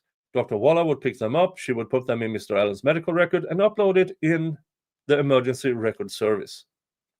So if it turns out that the evidence suggests that those did land in the hands of law enforcement, would you agree that it wasn't at your command? Not at mine, no. And it wasn't at your approval? Not at mine, sir. No, sir. Because if things like that are getting out of the prison, private information like that, you would be approving to that, right? I would hope so. And you didn't in this case. Had no knowledge of it. So who the fuck was handing over the papers to law enforcement? Dr. Walla. In clear violation of her job description. Did you ever request that Rick Allen permission, or either written or verbal, to release any of those records to anyone outside of the prison? I released those records to the central office. That's the only people that we release them to. Okay, now, to make sure I understand this, you told me earlier you released them to Dr. Waller. Dr. Waller collects them. Okay. So if we got a request, those documents would be turned over to a central office. Oh, that's his answer. So if we got a request, those documents will be turned over to the central office. Okay, did you get a request? Yes, but not from law enforcement. No. Okay, from the central office. Correct. And so you gave them to the central office. Correct. Do you suspect that maybe, just opining here, that the central office might have given them to law enforcement? It's possible. Did anybody ever tell you that, hey, the cops want those records? Would you get them to central office, central administration? Answer, I just gave them to the central office as advised. I have no idea how they got into any law enforcement hands. Okay. But there was a trail of these records being processed from the doorstep of Rick's cell to at least the central office that you're familiar with. I'm not sure what records would be kept at central office. Maybe I didn't ask a very good question. All right. I'm sorry. I'm going to withdraw the question. Do you agree that there is a chain of custody, we might call it, of the records that were created at the cell, at Rick Allen's cell, by your companions or your guards, and those records ultimately made it to the central office? Sure. I'm not sure about if there's a chain of custody filled out. Okay. But yeah, you don't really know where they were during this time in the middle of that process, right? I mean, I turned them over to a central office. I don't know if Internal Affairs turned them over to central office, but there was a request made to gather those documents, and that's what we did. Do you know who had access to those documents between the time they were created by the author and the time that they made it to central office? No. Did you ever require anyone from law enforcement to get a court order to obtain any of those records? I did not. Did you get any requests from media representatives to get those records? I never dealt with the media in this case. When you released those records to central office, did you report any of that to Mr. Allen? Like, hey, I'm letting you know we released your records to another office or agency or anything like that? No.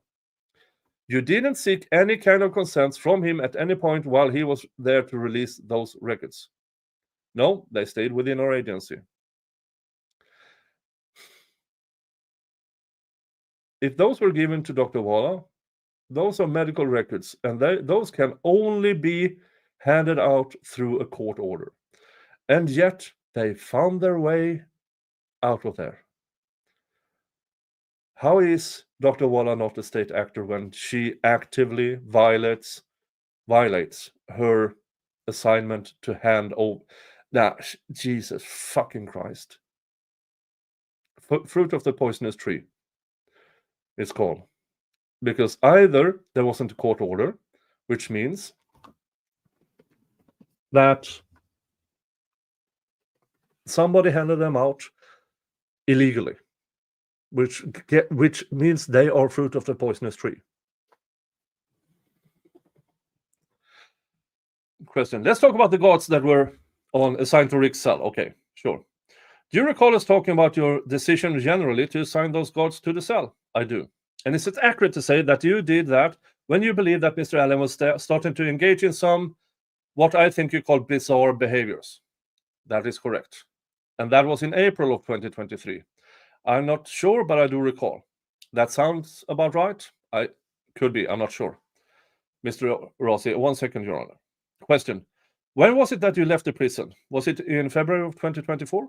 I believe so. I'm just trying to get acclimated to time and place. He was transported out December 2023 to Wabash Valley. I believe it was sometime in December. Not sure the exact date, but yeah. When you made this decision with regard to the guards, can you estimate about what time frame that was during his stay at your prison? I made the decision to to put the guards on his cell the day after he received his legal mail. So whatever that date was, I'm not sure, but that's the exact date.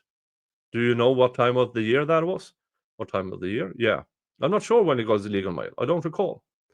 And so it's fair to say that somebody informed you that he started making some incriminating statements. I'm not sure anyone informed me. I mean, I heard what he told me. Finish that. I said I only heard what he told me. Okay, so you, based on those things, and knowing that he was getting his legal mail, you decided to pull the companions and replace them with guards. I replaced them with guards based on his bizarre behavior. Why? What's the difference? What's the difference of why do you need guards rather than companions? Because his behavior was bizarre, for more protection. He was covering himself with feces. He was, washing his face in toilets. Do you believe that guards are more credible than companions when it comes to relaying information? I didn't want the companions to have access to his legal mail. I didn't want them to see the legal mail. You didn't trust the companions. It's not that I didn't trust them. I wanted to heighten security since he had his legal mail. All right. And you were concerned that they might see, and he communicated that someone else. Yes, I didn't want anyone to have access to it. Do you believe you're going to get a more accurate reporting of Rick Allen's conditions if you place the guards on that cell? I believe you get a more accurate, correct. Do you believe, or did the guards fill out the same kind of door sheets or forms or bedboards, whatever? They did. Sorry, I'm getting sloppy again. Log sheets, bedboards, self-ending companion logs. Okay, and those would have been 5-minute observation logs. Depending on what he was on. If he was not on mental health, then they would be 15. And those forms were preserved as well. Is that right? Correct. And are those also some of the forms that you turned over to central administration? Yes, sir. Let's talk about phone calls at the prison, okay? Sure. So my understanding is that the inmates are subject to this phone system, which is basically run by GTL. I think is the name of the company. Correct. Is that generally accurate? Yes. So the service is subcontracted out to somebody else. Correct. But the Indiana Department of Corrections has an arrangement, some kind of contractual arrangement with the GTL to do that, right? Yes. Did you or your staff monitor any of the phone calls that would have been made through GTL lines? I did not monitor any phone calls made. I'm not sure if Miss Maps had access to it, but that would be a better question for her. Okay. And this is where things get a little more complicated. There's actually more than one phone there's clearly more than one phone. Let me withdraw that question. There are different services, phone services, that are used at the prison, right? You have the GTL system, but you have your own kind of internal system. Is that accurate? Both phones are GTL. Yeah, there's phones in the rec yard and the tablets are GTL. Okay, so the phones in the rec yard are not GTL based. I believe they are GTL, yes? I'm trying to make sure I understand. Yeah, and then there's a phone that they move around to the cell door once or twice a week, right? That's kind of a portable phone, yes. And is that not GTL? That's a Department of Corrections phone, I believe, yes. Okay, so there are two different kinds. Yes. There's the GTL setup, and there's the DOC setup, right? Does the prison have the ability to monitor the DOC phone? I believe so. And again, that would probably be a question for Maps, but I would assume so, yes. And then there's the tablet, right? Correct. And is that a GTL-based product? It is. And so there are communications that can be made by an inmate to other, or by, frankly, inaudible number 34 by my count. On that system, right? I mean, they're going to be approved. So whoever is on the phone list will be approved. Okay, so you just, for phone calls, right? I mean, but there's also e-communications, right? What's e-communications? Like text or emails, and I don't believe there's text. No. Okay. So those are GTL based. In other words, GTL has access to that information. Correct. Can the prison get access to that information when you need it? I believe Internal Affairs can. Yes. Mr. Rossi, 1 second, Your Honor. Let me redirect you back to the conversation about his cell block. Okay. He had a mattress in that block. Is that accurate? Yes, sir. And is it accurate to say that that mattress was essentially on the floor? It was on the bed frame. Okay, but let's get to the heart of this. The bed frame is a metal slab, is it not? Yes, sir. And the metal slab is really close to the floor, just within inches of it. Yes, sir. The cells next door also have, the inmates that are next to him in the same block also have mattresses, correct? All 255 of them, sir. And they also have beds, right? Correct. Bed frames, correct. That are more traditional bed frames, aren't there? They're just about a foot higher. They're elevated, say that again. They're elevated, correct. So earlier, when he said that more or less everyone was identical, Mr. Warden, Mr. Galipeau, you're lying. What Alan had was basically sleeping on the floor, just a metal slab, while the others had a bed frame that was a foot elevated, meaning they could sit somewhat comfortable. Jesus Christ. And do you acknowledge that in his cell he had no tablets to sit at? Tables to sit at. There are no tables in any cell. Not in his, right? Not in any, sir. Okay, but I'm talking about his. Okay, there's no tables.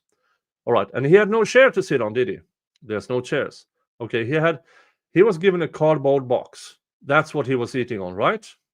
I don't know if he was eating on it, but typically the cardboard boxes, people put TVs or personal items. That was his amenity, a cardboard box, right? Sure. Otherwise, concrete, right? Yes. Steel, rebar. The whole 9 yards. Prison, sir. Yeah. Toilet, absolutely. Steel, I'm assuming. Mounted on the floor or the wall. It's mounted, yes. A couple of feet from his bed, right? Standard. Basically, he goes to the bathroom pretty much where he lays his head and goes to sleep. I don't know where he lays his head, but yes. A couple of feet. Sure. Mr. Rossi, I don't have anything further. The court misdemeanor. Yeah. This is the difference between a system that is focused on punishment and a system that is focused on rehabilitation. Now, it all depends on what kind of people you want when they're done with their sentencing, when they're done with their sentence. Do you want a person back on the streets that had this for 2 to 5 to 10 years? Because people in there, theft, whatever it is, everybody except murder without parole, sooner or later will get out to society again. And then what? Do you think I will never... There will be people who I will never ever get back in there again. And then you have people, now I'm going to get even.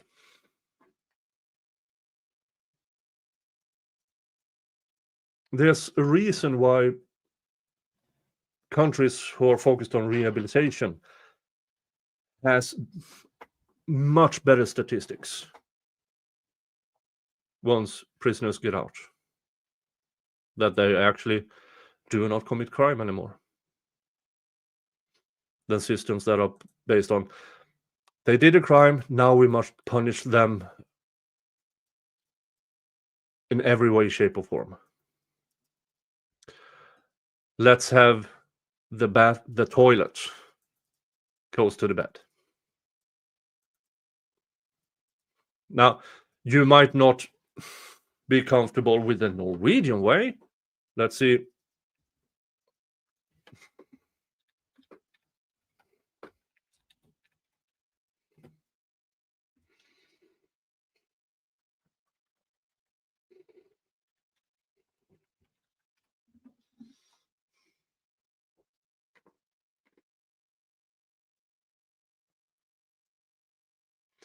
Let's show that.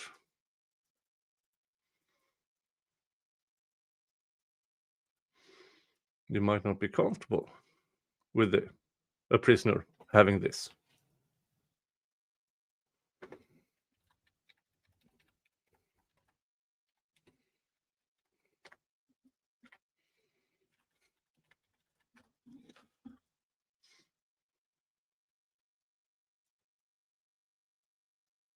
Yeah, you might not be comfortable. Oh, it looks like a hotel room. No, it doesn't.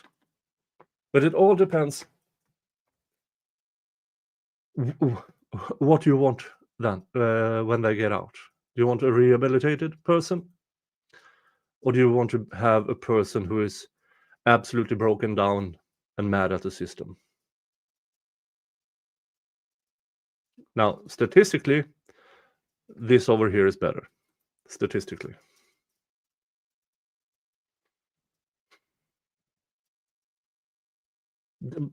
I mean, yeah.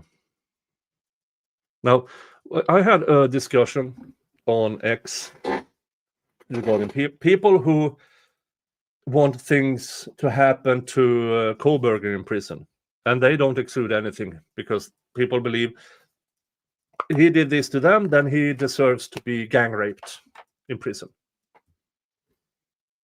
Okay,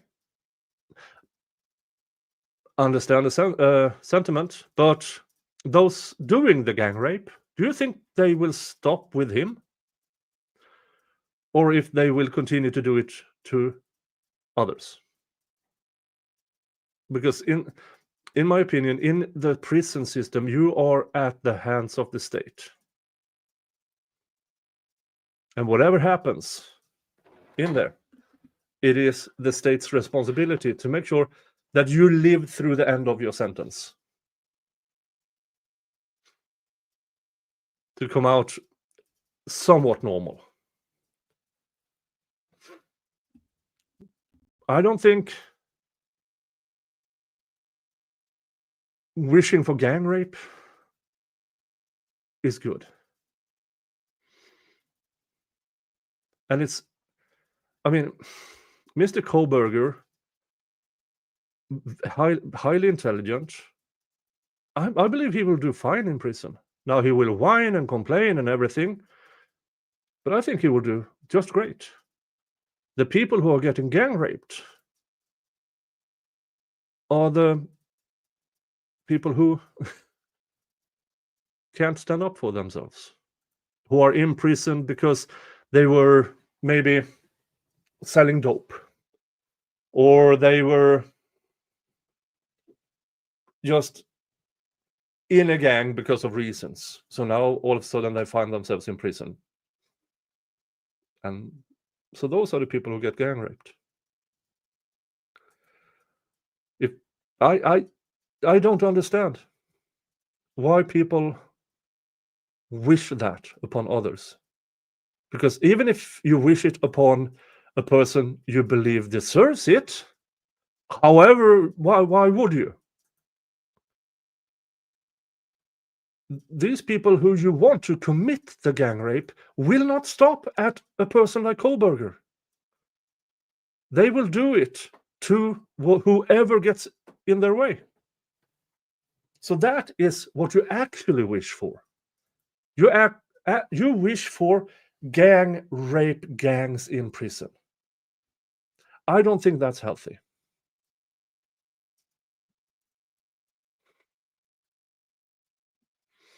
Let's get back to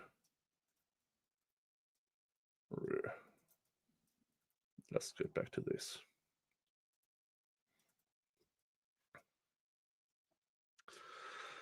Cross-examination by Miss Diener. Warden Galipeau, do you have corrections experience prior to your position in supervision in the Department of Corrections or anywhere? Prior to the Department of Corrections, I was a corporal in the Marine Corps. Okay, and then were you a corrections officer before you move up the ranks? I was. And so when you gave us a number on your total experience at DOC, the 28 years, that includes your time as a corrections officer. Yes, ma'am. As the warden for Westville, did you have any choice in whether Mr. Allen was assigned to your facility? I did not. Did his placement come with the instructions? Yes. From where? Central office. And what instructions were you given? Put him in a cell that has camera access, so a self-ending cell, A1-107. Did they actually assign him to that cell? There were only 4 cells that had camera access, and this one was one of them. Okay, yeah. But I guess I wondered, when he gets there, then, do you have the choice of any? No, ma'am. One of the 4. No, ma'am. They tell you exactly what cell he goes in. Yes, ma'am. And do you know anything about Richard Allen before he gets there? Never heard of him. With regard to camera cell, how many other camera cells are there in your facility? In WCU, there's 4. There's 1 per pod, A pod, B pod, C pod, and D pod. Okay. And you said there are 255 people in solitary confinement. Is that describing A, B, C, and D? Correct. See here, The prosecution are themselves saying it's solitary confinement. So any of you fuckers out there that claims Richard Allen wasn't in solitary confinement, fuck off, wankers. Even the state concedes it's solitary confinement. Correct, ma'am. Of those 255, 4 of them potentially would be in a cell just like this. Well, he plus 3 others. Correct. You were asked if there was a camera installed. Is this camera part of the structure of the cell? It is. So you didn't put one in there just because it was him. Correct. How the fuck does that matter? He was placed in a cell with constant supervision, 24/7 supervision. Correct. And it has no audio. Correct. So how is the camera used and for what purpose? The camera, those cells are normally designed for inmates that are on self-ending watch, so we can monitor behavior through physical presence and a secondary observation. Through physical presence by someone, by a guard, and secondary observation. So if someone's on self-ending watch, typically that video would be put in the control pose, so we could have a constant without having a constant order. So, folks, there it is. From the day he was transferred there to the day he left, he was at self-ending watch because he was literally placed in a special designated cell for that purpose. Constant self-ending watch. From the day he came there to the day he was transferred to the other prison for over a year.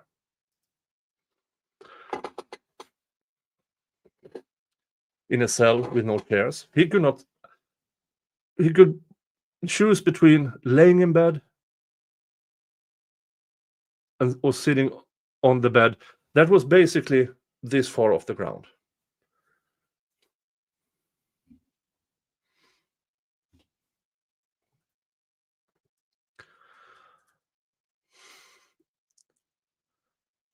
So a person in a designated location can see what's going on in his cell 24/7. Only one person, the person that works in the control room. Okay, so there's one person in the control room, correct. And that is for his safety, correct? Yes. Did you receive other instruction regarding the safety of Richard Allen with regard to his placement? No. When you talk about constant watch, was that part of the requirement? Constant part of our requirement for when he's placed in a camera cell? Yes. Does that in addition to itself require you to video him when he's out of his cell? The video out of his cell was a separate order. That was specifically designed for Mr. Allen. Okay, and that order came at the same time or sometime after, if you remember. I believe a few months after. Okay, and again, did you have any decision making in that process? No, ma'am. Did that come from central office also? It did. Who the fuck at central office is handing out these orders, and where did they come from if it wasn't a court order? I haven't seen those orders. So by being required to have visual on him at all times, what steps did you have to take to put that into place? Just follow instructions. You know, anytime he came out of his cell, it's being recorded. And had you had to do that with other inmates before? Yes. Yeah, prisoners, not pre-trial detainees. And so what does that involve with regard to personnel? It takes at least 2 staff to move any offender outside the cell. And there's 1 more staff for the camera. So to take an additional resource of 1 staff person. Okay, so 2 to actually do the movement, correct. And 1 to record the event. Yes, ma'am. There was a question about his lights. Was his cell unique to the others in his pod or in the facility with regard to how the lighting works? His lighting was never interfered with. There's a light, and he has a button in the cell where he can, basically a night light, so he can dim it. To what extent could he dim it? Because, folks, in order to have a somewhat normal sleep cycle, there cannot be constant light. Even dimmed light interferes with your sleep cycle. So it doesn't really matter if he could dim it or not.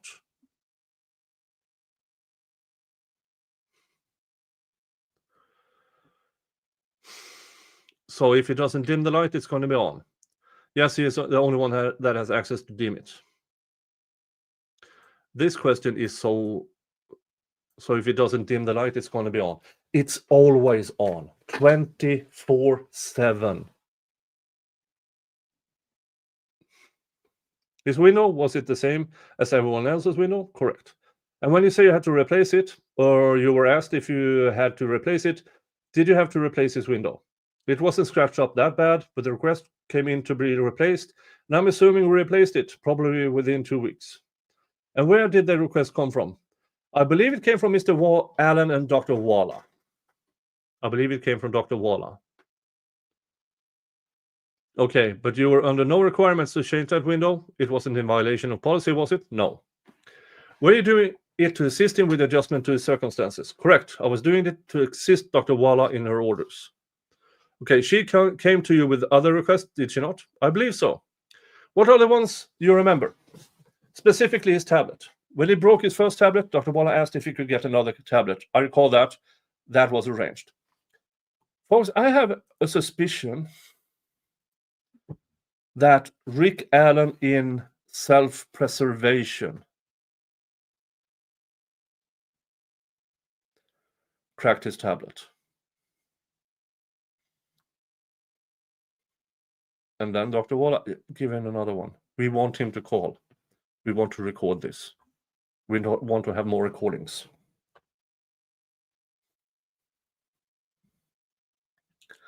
And did you do so? Excuse me, man. Did you do that for him? You did. We did. Explain to us the process of a tablet.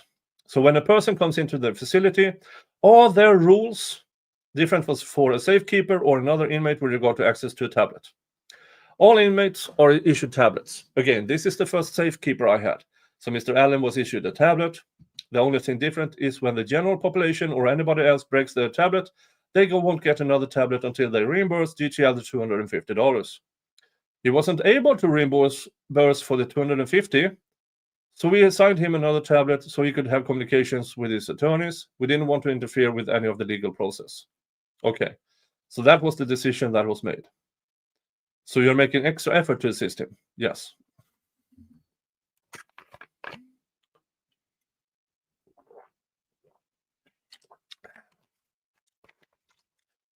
Question: when he got in his first tablet, did he get it faster or with more expedited processing than maybe an inmate that came in next to him on the same day?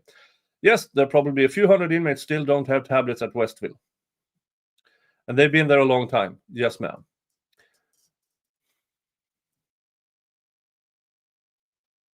How the fuck does anybody get rehabilitated at Westville? Well, I guess if you help snitch, then they place you in this plus unit or something of the sort. Let's talk about the family visit. The family visit was an unusual circumstance, was it not?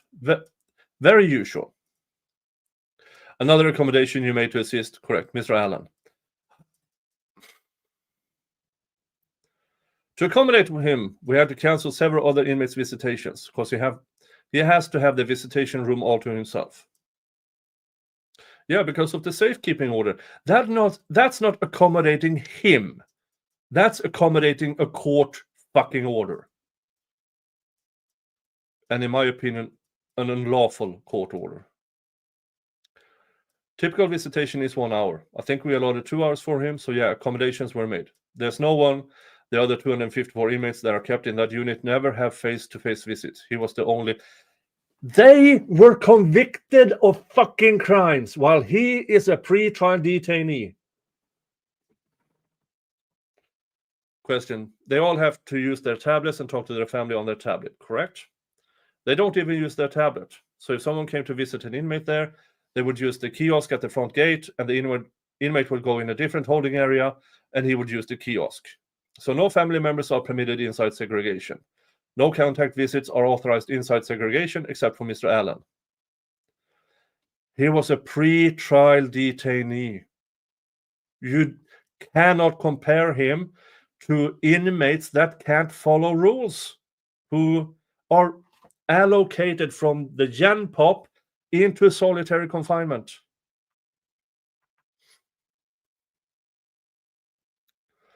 He was the first one I had in my 5 years. Okay. And is the segregation area also sometimes referred to as restrictive housing unit? Sure. Okay. Are those interchangeable, or should I not interchange them? The acronym for it? Well, is it a restrictive housing unit? Yes. Okay. Where the visitation was? No. Where he's housed? Yes. Restrictive housing. Yeah. Okay. So he gets a family visit. You arrange for him. Did you tell him you have to confess to me in order to get a family visit? I never asked him any questions. Was Dr. Vala his advocate for requesting you to accommodate such? As far as the visit, I think that came from central office, because the request was made, I believe, maybe from Mr. Rossi, if the family could come in and visit. And we honored that and made arrangements for that. You know what? If Mr. Allen had been in a jail, close to family, close to his attorneys, those accommodations would have been directed to the jail. Hey, can we come visit? What day is best for visitation?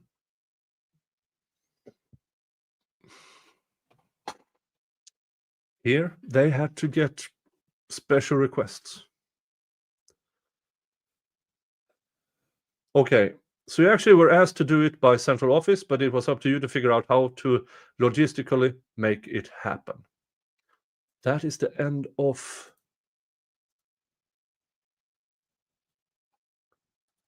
volume 4. Let's go to volume 5 then. The logistics, yes. Okay, so in this family visit, that doesn't happen for people in your unit. Correct. Did you have to make a decision as to whether he would be unshackled in order to hug his wife? No. So routine, the only time he was shackled or restrained was during transportation. Once he got to the destination, like Mr. Rossi explained, he was changed into a jumpsuit.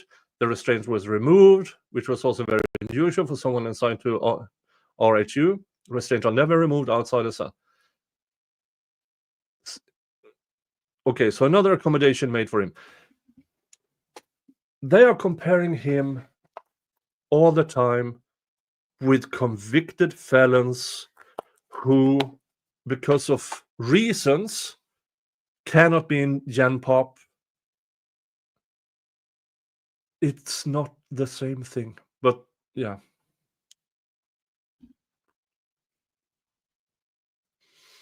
You know, she didn't ask him if he asked any questions. He never answered the confession demand question. Yep, I agree. And the reason he couldn't have water or go to the bathroom, you indicated, was because he couldn't leave his chair. Correct. And that was for safety reasons. It's safety reasons for trafficking. When people use the bathroom, they might leave something in the bathroom and the inmates will follow.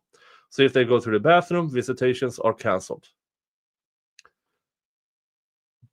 Don't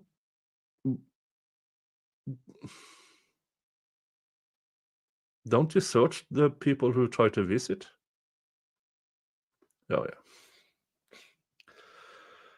Okay, so a family member, for people who don't understand this, could go to the restroom, leave something behind, and then Mr. Allen goes to the restroom. That would be trafficking. If he picks it up. If they left something behind for him. Correct. Okay, so that was the circumstance of his family visit. Yes. Now again, that was recorded. Was it recorded visually because of the constant watch order? Where is that constant watch order?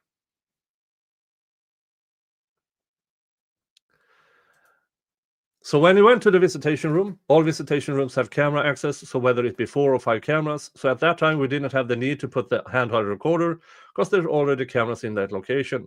Okay, so when the question was posed that there were guards in the room, you indicated there are always guards in the room, always. Okay, are they there to listen to his conversation? No. Why are they there? To provide security. Then why are they within feet of Rick and Kathy?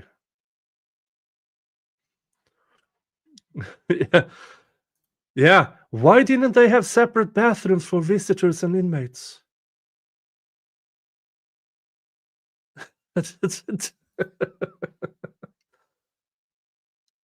Okay, did you review any documents in preparation for today or for your deposition about events of when the taser was used on Mr. Allen? No.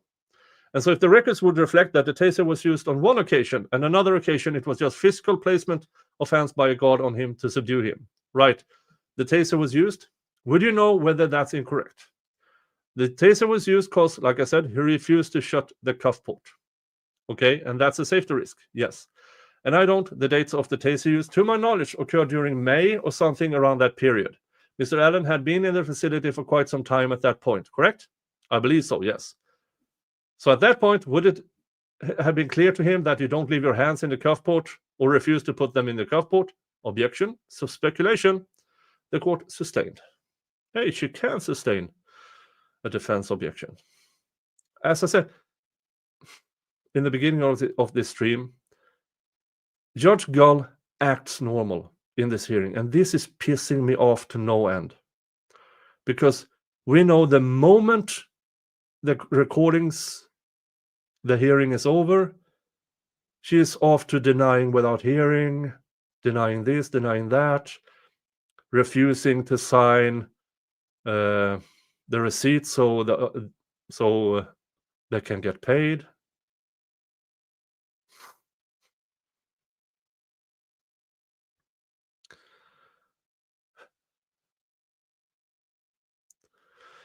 Question: is it a regular procedure that an offender would be required to follow orders or transport officers with regard to placing their hands in the cuff port, for putting the cuffs on or off, or to remove them once that's complete? Correct. And so they would have rules to follow with regard to how they respond to that. Correct. And the inmate population is well aware of those rules. I'm sorry to say it again. Mr. Allen would have been well aware of those rules, that the cuff port is to be secured. Motherfuckers, he in May was in an active psychosis. He should have been in a mental facility. But you kept him in there because you wanted the confessions. And Dr. Walla made sure there were. Thank you. So walking away as suggested, to just let Mr. Allen calm down and decide to follow the rules would not be acceptable. The guards would be in trouble. Correct. How much participation in the placement of companions do you have? You said you don't decide if a companion is assigned, but in this situation, you say that you did change them. I did. And so you closely monitor what inmate companions are doing or not doing. I typically don't look at the log sheets. The only time I intervene with the self-ending companions is how many he would be allotted to have. I think when he first got there, they switched, I believe, every 4 hours, the self-ending companions. So I don't know. I'm just going to throw out a number. Westville may have 50, 60, or 70 self-ending companions. I wanted to limit the number that were assigned to him just to control communication. So I believe I probably allowed 8 different self-ending companions to monitor his activity. Day and night. Day and night, he had somebody at the door yelling at him. 24/7. Constant supervision. And when you say monitor his communication, is that because you are trying to elicit certain information from him? I'm trying to not expose information. The less people that deal with Mr. Allen, the better. Unfortunately, inmates do talk to each other. Okay, so your efforts were intended to keep it quiet that Mr. Allen is there. Correct. And what happens when a lot of people know that a high-profile detainee is in the prison? They communicate. Fuckers, they all knew. Everybody in that prison knew Mr. Allen was there. When you say he received his legal mail and it resulted in you making a change, was that your purpose in changing it to guards? Because I didn't want companions to have access to his legal mail. How would they have access to his legal mail if they were outside and he was inside? He still had the ability to shove legal mail through the door if he wanted to. So I wanted to eliminate that possibility at all from his legal mail ever having a chance to circulate through outside the prison. Well, you don't search the companion inmates when they go into that through another set of doors. You never search them. Fucker. So did you have a conversation with the guard companions about what the expectation would be as a door companion? Or had they done that job before and they knew? They have not. We just told them to document their behavior. We put out an order if anyone wants to go inside Mr. Allen's cell for any routine searches or shakedowns. It will be myself, the mayor, the major, or the lead captain. In case of an emergency, of course, responding staff would go in the cell. But when his legal mail was in there, those are the 3 people that had access to go inside. Yeah, and you assigned guards with Odinist patches on them. Why would you even allow patches on uniforms? Why? And one of these guards, when he was told to remove the Odinist patches, he tattooed Odin's spear on his face. That's the type of guards you, Warden Galipeau, assigned to Rick Allen. Isn't that a fucking coincidence that in a case where Odinism is involved, you assigned Odinist guards?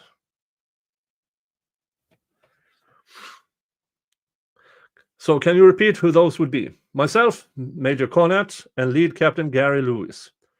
Cornett, C-O-R-N-E-T-T, correct. And the other one was Gary Lewis. Lewis, he was RHU Supervisor's Captain, L-E-W-E-I-S. L-E, yeah. Correct. Are these supervisors?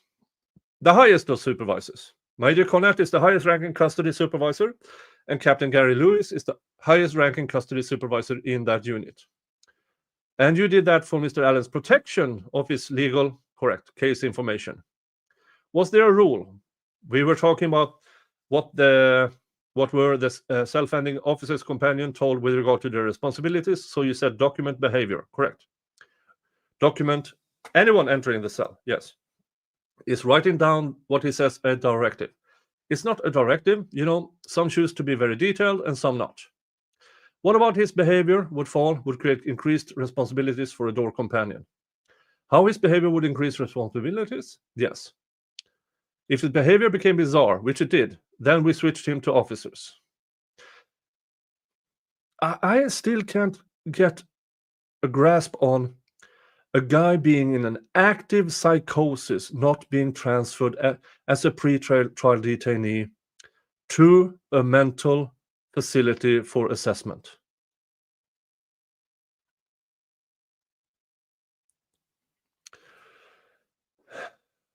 Okay, but when you got officer companions and they're documenting behavior, did they have any responsibilities with regard to additional responsibilities or action based on Mr. Allen's behavior? No. Okay, if Mr. Allen was self-harming, were they just supposed to write it down, or what would they do? They would alert staff. Okay, I would look at that as additional responsibility. Correct. That's kind of what I'm looking for. Are there any other additional responsibilities they would have to alert staff? Yeah. Okay, sure. And at one point, did you have to have another conversation with officer staff because there was an incident of self-harm and you wanted to reiterate to them their concern? Yes, my concern was they need to stop it. Okay, did you have to do that more than once? Only once. Now, other people had self-ending companions in your facility, correct? Correct, it's frequent. And do all self-ending companions serve the same function? They do. And do all the self-ending companion logs get put in the same place as Mr. Allen's? Yes. And are they? Strike that no. Mr. Allen will place and Mrs. Inaudible.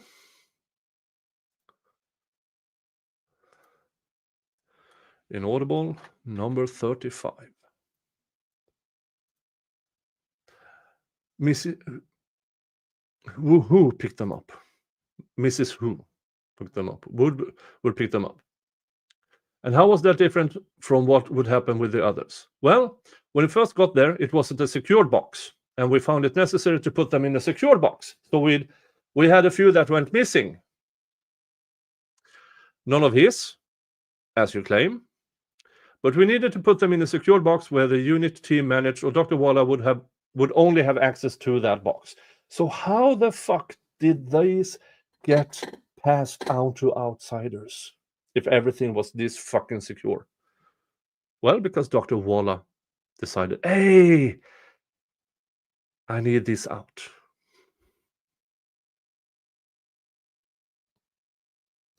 Okay, so a self-ending companion gets done with their shift.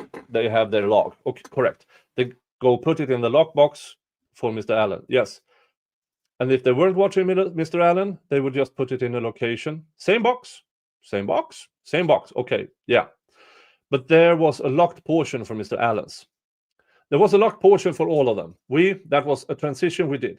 Before there wasn't, it was just you put it in, like an inbox. And then we decided it's probably best that we secure it, so we put it in a lockbox. What? Yeah, this is insanity. They put mental health notes in an unsecured box until maybe we should have a locked box. Okay, so locking down of self-ending logs once they were put in the box was done for all offenders having self-ending companions. Correct. And then the supervisor sorted them out. Correct. And sent them on their way. Yes, ma'am. Was any self-ending companion, inmate, or officer directed by you or anyone you're aware to ask Mr. Allen about his charges or his offense? None. Did you ever ask him about his charges or his offense? Never. If an inmate companion told a family member that Mr. Allen was confessing, you indicate you have no knowledge of that. I would not have knowledge of it, no. Are you involved with the administration to the effect that you know why companions fill out log sheets? I'm not sure where that originated, no. But that's a mental health order that they fill out the log sheets. Okay. Was there anything different about Mr. Allen getting his legal mail that was unique? The only thing that was unique about it is all legal mail throughout the facility is copied, so they don't get the originals. Mr. Allen did get his originals, so they were not copied. What would be the reason for copying legal mail before it goes to an offender? The introduction of drugs. A lot of legal mail is not really legal mail. It's just from a fake law address, and they can spray K2 or synthetic marijuana on it, and the offenders get the legal mail and they smoke it.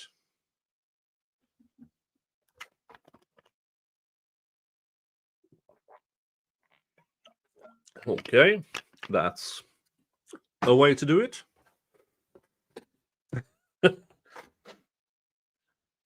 Okay, thank you. You were asked about the conditions of his cell that has no table, no chairs, matters on the floor. You indicated no inmate has a table or chair. Is that correct? That is correct. That makes it better. Jesus Christ. And what would be the reason, if any, that the bed in an isolation camera cell would be basically on the floor? So the inmates that were on self-ending watch can't get away from observation and go under the bed. So again, it's for his safety. For his safety. Do you know how to make sure that doesn't happen? You put a concrete slab 1.5 feet tall. Now, of course, then they was, then they can throw themselves on it. But folks, he was put in that cell from day one and were there until he left Westville. He was put there, in my opinion, because they knew Rick Allen was vulnerable. They knew his mental health history, and they knew if we only do this, pressure,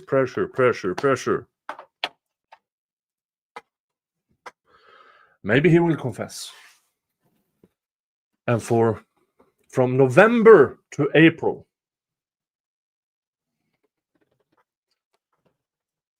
it didn't work. So what happened? Dr. Waller happened. They saw he was about to spiral. He started to lose weight, considerable amount of weight. They put Miss Waller there. All of a sudden, he has a full-fledged psychosis.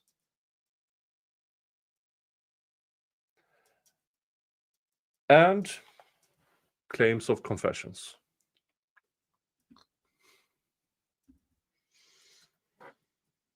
Did Mr. Allen make a specific request to speak with you with regard to a confession? I believe 1 or 2 times, yes. How was this request?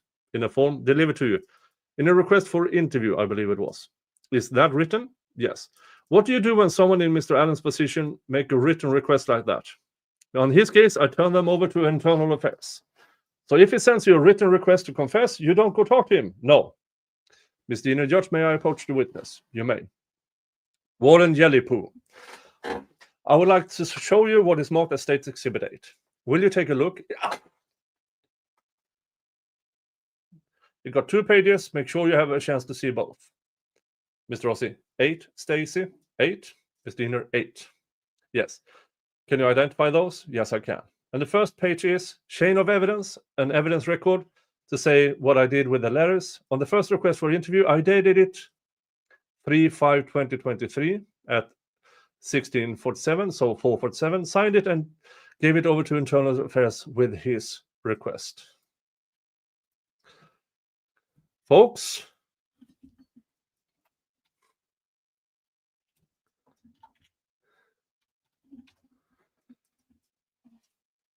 May 2023 is May 3rd,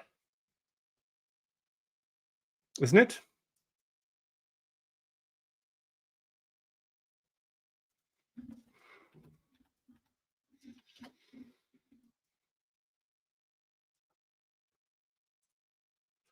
Signed it and gave it over to Internal Affairs with his request. I'd like to ask you about that. Sure.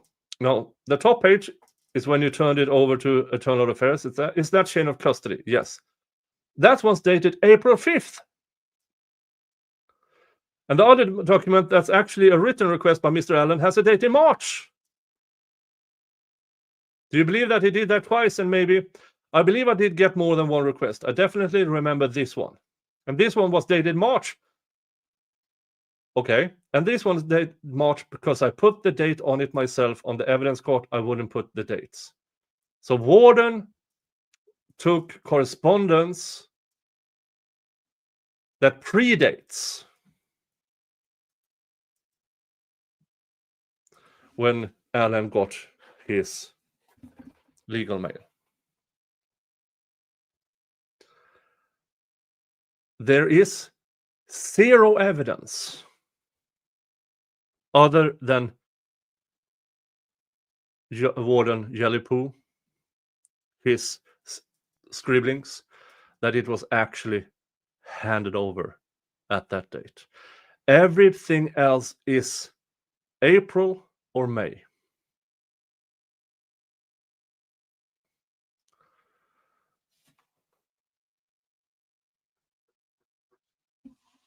Maybe it's because he is a moron. So when he tried to put down May 3rd, he wrote March 5th or something of the sort. So you had at least one request from him and you recognize that, yes. And the chain of custody form, it may be for a secondary request or it may be misstated. Correct, or unless there was 2 pieces. It looks like they were both collected on Internal Affairs in April, and this was in March. So I'm not sure how soon they got it, but yeah, intentionally backdated. You can tell when that date was actually scratched on there. How do you get it to them? Any things I would get, your unusual request for interviews, request for a Bible, whatever, Internal Affairs would pick it up.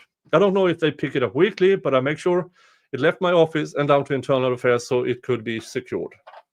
So where is their date? We received this at this date. I've never seen one. Never seen. When did these Internal Affairs receive this? I believe the only thing that was in evidence was the May one. But you correct me if I misremember. How does it get from your office to Internal Affairs? Do you have a runner? Internal Affairs comes to transport it. Then come themselves to get it. Okay.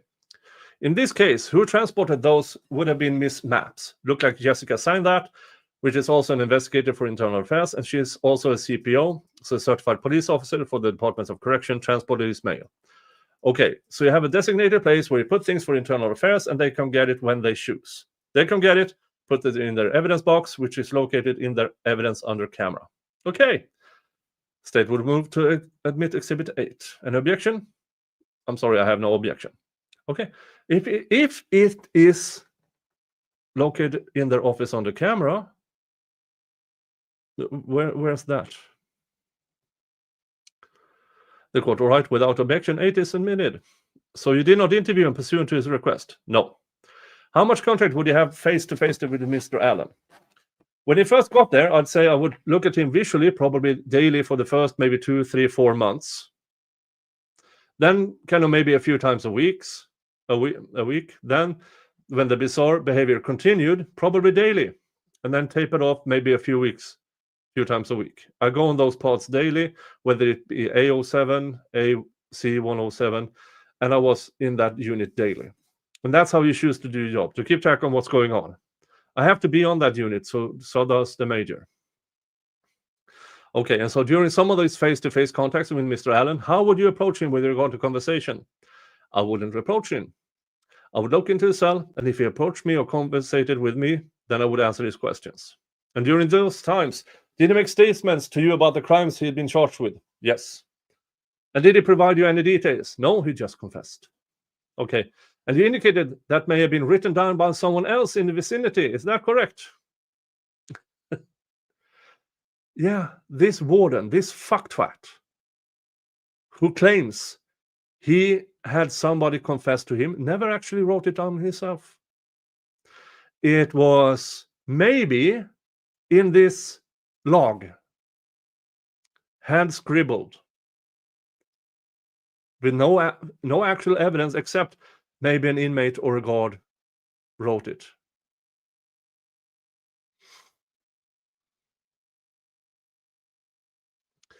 There's an annotation in the self-ending log where he also confessed, and that was in more detail than what he verbally told me. Isn't that strange? The moment you have somebody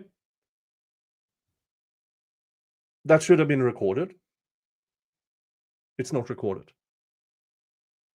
But then when it only comes to pen on paper, there it is. Okay, so you're saying the self-ending log, being the companion to it, correct, had more details than what he spoke to you, correct. So, folks, if he was there daily, he should know which date this confession was made. And if that companion to it had more detail than what he spoke to you, wouldn't that indicate that somebody is embellishing what was said? Wouldn't it? Wouldn't it?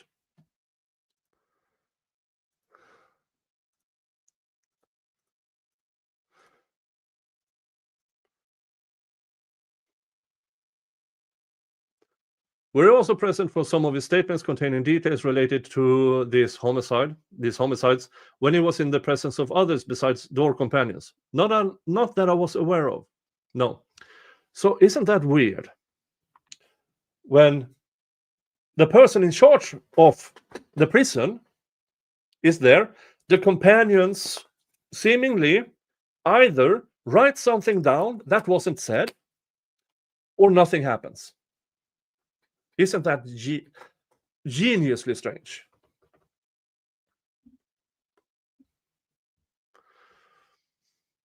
Not that I'm aware of, no. If I directed your attention to maybe meeting with medical, it's possible. So I was both in. I'm not sure what he said during medical, but I was in both when he got his medications, and they were both recorded. Is that what you're referring to? Yes. Yeah. You weren't the only one that heard these things. No. And to the extent that there were multiple people present, it was also recorded on the handheld camera. Correct. And you're familiar with those statements. I'm not familiar with the exact statements. I remember them because they were in the nurses' station and in segregation So it would have been Dr. Martin and the medical team doing assessments. Question. And when I say familiar, I'm not saying you do remember them verbatim. I guess what I'm saying, do you remember the circumstances of the situation that he was making them? Yes. And was anyone interrogating him? No. Was anyone asking him questions about his crime? No. Are you aware of any time that anyone did? I'm unaware, no. In fact, there were times that you spoke with Mr. Allen and that he indicated that he was properly cared for at your facility. He was. Yeah, because if he tried to say otherwise, he got tased. Were there times where he was asked if he needed anything and he indicated he was fine with what he had? This is so stupid. I asked him personally if he needed anything. In fact, he offered to get him a loaner television. What was the circumstances of that? We have loaner televisions, yeah, based on same way with the tablet. It's kind of like a mental health progression order. If your behavior continues to behave, then it gets, certain privileges. Haven't we just gone through now for 2.5 fucking hours how absolutely bad, in a bad state, Rick was? So where in this did the television come? Was it, hey, continue to confess and we will get you TV?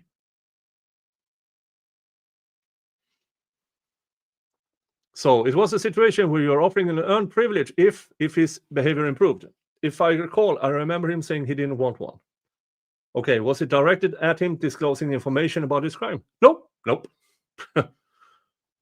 Question, did Mr. Allen ever tell you that someone was interrogating him or coercing him to make statements? No, he did not. Would he have had ample opportunity to do that? He would have, yes. I have no other questions. The court, Mr. Rossi. Judge, can I have permission to ask a few omitted questions? Certainly, thank you. Redirect. Warden Galipeau, you have a case management system at the prison. I think maybe it's called Insight, if I'm not mistaken. Are you familiar with that? It's called Insight? I might be getting it confused with another. Do you have a case management system at the prison? We have case managers, yes. And to be clear, do you have the ability to access records at the prison through the computer or through the computer database about people's criminal histories and the circumstances in the criminal justice system? I mean, I don't. Do you know what I'm talking about? Like, does that even sound familiar? Insight does not sound familiar now. Okay. Do you have access to any system where you can get on and say, okay, this is what Rick Allen was convicted of, or this is what Sam Smith down in cell block A107 was convicted of, anything like that? Yes, I have access to see why people are incarcerated, yes. So why did you fucking say, just up here, that you had no idea what Mr. Rossi was talking about? Asshole. Okay, what's that? What system are you accessing? I'm not accessing anything. I would just ask or check their personal package. So a personal packet is one place you go. Sure. I'm assuming that's an electronic one. Both. This warden is clinically retarded. I'm assuming that's an electronic one. Both. Do you have the ability, as a warden, to access information about other people in the DOC that are not in your facility? Do I have access to find out where they're at and what their crimes are? Yes. Sure. And what system do you use to access that? It's on the internet. It's the Indiana Department of Correction homepage. You can go inmate locator, type in their DOC number, and it provides the information. Okay, so you use the same system I do to find out where somebody is, don't you? Sure. And if you wanted more personal information about their intake at a facility, for example, like RDC, do you have the ability to access that? I have the ability to their packets. Could you say that again? I have the ability to look at their packets. Where are those packets located? In the records room. I never have a reason to, but they're kept in the records room. Okay. So if somebody were housed in while you were at Westville, if somebody were housed at Wabash Valley, for example, you'd have the ability to look at the packet of information. It'll give you detailed information about that inmate. No, that packet would be at Wabash Valley. Okay, so there, I'm going to trying to ask clear of questions as I can. Is there any information that's available to you at the DOC regarding the details of other inmates outside of Westville and their incarceration in DOC? No. Is there a policy that prohibits the use of inmates' information for personal reason? In other words, like you can't get on there and start looking up a case because you have some personal interest in the matter. I'm not sure. I mean, you can Google. No, I'm talking about just DOC here for a minute. No. Things that the public can't get their hands on. No. Do you have a policy that you're familiar with that says you can't do this for personal reasons? Not that I'm familiar with. Seriously? There's not a policy against anyone employed at the Department of Corrections to go and look up the information about somebody they don't care for? Jesus fucking Christ. Now I'm reacting to Miss Dina's questions to you. She asked you some questions about Rick's initial assignment of Westville. Do you recall those last questions? Yes. And you said you didn't have any choice about his assignment, right? That is correct. If you don't want someone at Westville, do you have the ability as the boss to just call and say, we really don't want him here anymore? Not how it works there. So the answer is no. The answer is no. Ms. Diener was asking you about the number of other people in that WCU unit. I think you told her about 255 is what you said. Do you remember that? Correct. How many of those other people in that, of those 255, are pre-trial detainees? 1. And who's that? Mr. Allen. And how many of those other people in that 255 have never been convicted of a crime before? None. Ms. Diener asked you about cameras in the cell. Do you recall that? Yes. And I think what you said is that those cameras were permanently mounted in the cell, right? Correct. So he was put in that cell specifically because the cell had the capacity to take video of him while he was there. Correct. And you said there's only one person that can see that video, right? Correct. And that person would be what I'm going to loosely refer to as the control officer, maybe that was on duty. That's correct. Now, if there were other officers standing there talking to the control officer, they could certainly see it, right? I mean, they're not allowed in the control room. What about the next control officer that comes in? They would have access. So that's 2 people, right? Correct. And then so on and so forth. Correct. You can have lots of people that work in the control room. Not lots, but selective. There's a lot of training in the control room. You have turnover too at the DOC, right? Of course. The WCU is considered a disciplinary unit, isn't it? We have other forms of inmates in there that are not disciplinary. Okay, I'll get to that. But it's considered disciplinary, isn't it? Sure. And administrative. Sure. And so many of the inmates that are housed in the WCU are there because they are being punished for wrongdoings in other parts of the prison. They are being sanctioned, correct? And those inmates have 8.5 by 12.5 foot cells, right? All the same. Concrete and steel, all that. A toilet that's mounted to the wall, correct? Just like Rick Allen, right? Yes, sir. So we're treated just the same as those inmates who were on disciplinary segregation for these other conduct violations. Correct. So not treated like other pre-trial detainees. You told Ms. Diener that you made accommodations for him, right? I did. Made an accommodation by getting him the tablet, right? Correct. And you made an accommodation by replacing the window in his cell, correct. Did you replacing his tablet place on significant burden on you or your staff? It's not the way we treated the rest of the facility, and you had, no, but I'm asking you if it was real burdensome for you. It was inconsistent. Okay, inconsistent with what? Inconsistent with the way we distribute tablets. We have tablets that are about 200 to 300 short. The tablet could have gone to a person that did not break his tablet. Okay, what I'm asking, Was it hard for you to go get him another tablet? I mean, you're the boss, right? It can be difficult. GTL is a private company. I'm the boss of Westville, not the president of GTL. In this case, was it hard for you to get him another tablet? It took a few days. Okay. Was the tablet in prison? In the prison? I believe so. All right. So physically, you had to walk to another unit and grab the tablet. Right. Something like that. You have a lot of time to walk around at the prison, don't you? I walk around the prison, yes. I mean, that's what you do when you're there, isn't it? Well, I do more than that, but yes, I do make rounds. And you said that you made accommodations for him to visit his family, right? Correct. Do you have regular visitation at the prison? Not for that unit. I'm sorry, not for that unit. Yeah, well, but do you have regular visitation at the prison? For Genpop. You actually have a building that's reserved for that. For Genpop. Okay, but it exists, right? You have people, inmates, and their families coming to see them. For Genpop, correct. All right. And so how many times a week do you have visitation? Every day. All right. And how long does that last? 1 hour. Okay. So 1 hour or 24 hours a day, that room is consumed by people in Genpop and their families, right? Correct. So it's not that much of a burden to use another 2 hours on one of those days, one time in 8 for small months. For the small months, he was there to accommodate him.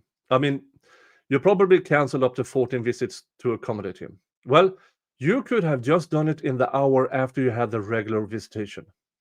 Or we couldn't have done it at all. Okay, well, yeah, correct. You couldn't have accommodated him at all, right? Correct. So you made a small accommodation, which wasn't really a burden on you, was it? It was operation. Yeah, it took a little bit. Same people still working, right? Abnormal situation.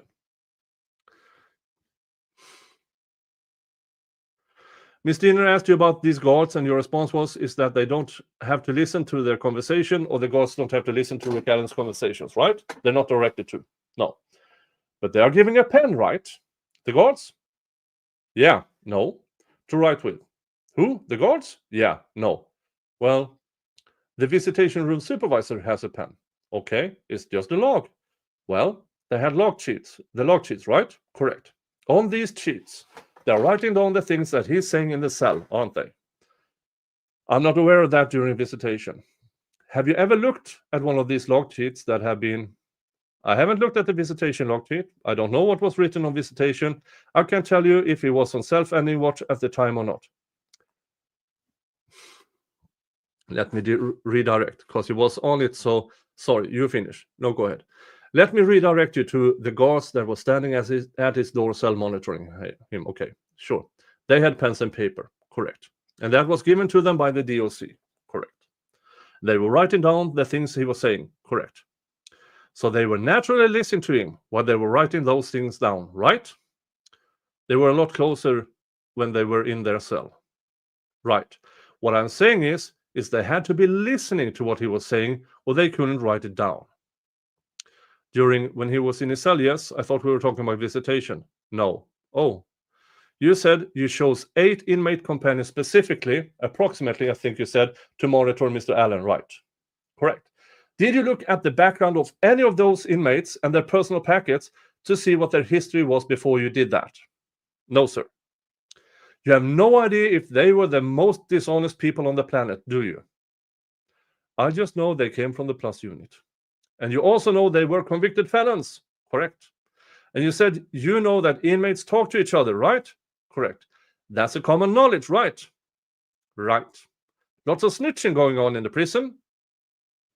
A lot of communication. You knew that before you assigned any inmates to him, didn't you? Correct. But you did it anyway. I didn't make the assignment, but you just said you put 8 people on him. I limited how many people. I didn't make the assignment to put a self-ending companion on him. Okay, that came from mental health. Okay. Well, you could have talked to medical staff and said, hey, maybe we shouldn't use an inmate, correct? I don't control medical staff. They're a separate entity. You're the boss, aren't you? I'm the boss, they're contractual, and I'm also not a doctor. Does it take a medical degree to assign somebody to a door to observe an inmate? It takes a mental health professional to put someone on self-ending orders. Okay, but does it take somebody with a medical degree to assign someone to a door cell? I'm not sure. Cell door. I wouldn't think so, no. Do those companions have any mental health training? I believe they go through training, yes. And what's the extent of it? I'm not sure. That'd be a better question for Dr. Walla. Yes. Dr. Walla assigned these people that he would be on self-ending watch. And apparently the warden just followed orders.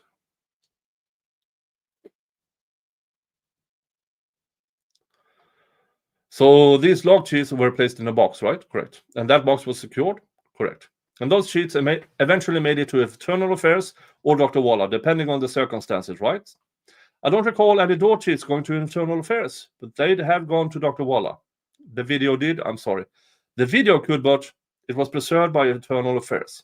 Well, it's preserved by the server, okay. Which is at the direction or that Internal Affairs is in control of, right? They're not in control of the server, but yeah, they would download it. Okay. I'm not sure how long. They handle the manual side of that. Sure. And all of those items then are secured for central administration if necessary, right? If needed, yes. So there's a system in place at the prison to secure all this information. Correct. And to process it. Sure. Then shouldn't it be extremely easy to check that fucking hard drive or automatic monitoring to see who accessed it and sent it where?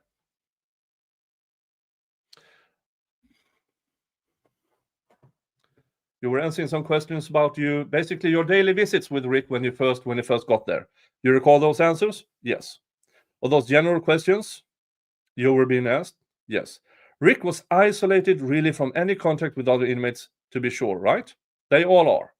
And he's really isolated from any contact with certainly anybody from the public, right? They all are, sir. And yes, but I'm talking about Rick. Sure. And he has very little contact with any guards, right? He had more contact than the rest of them. Than who? He had more contact than the other 254.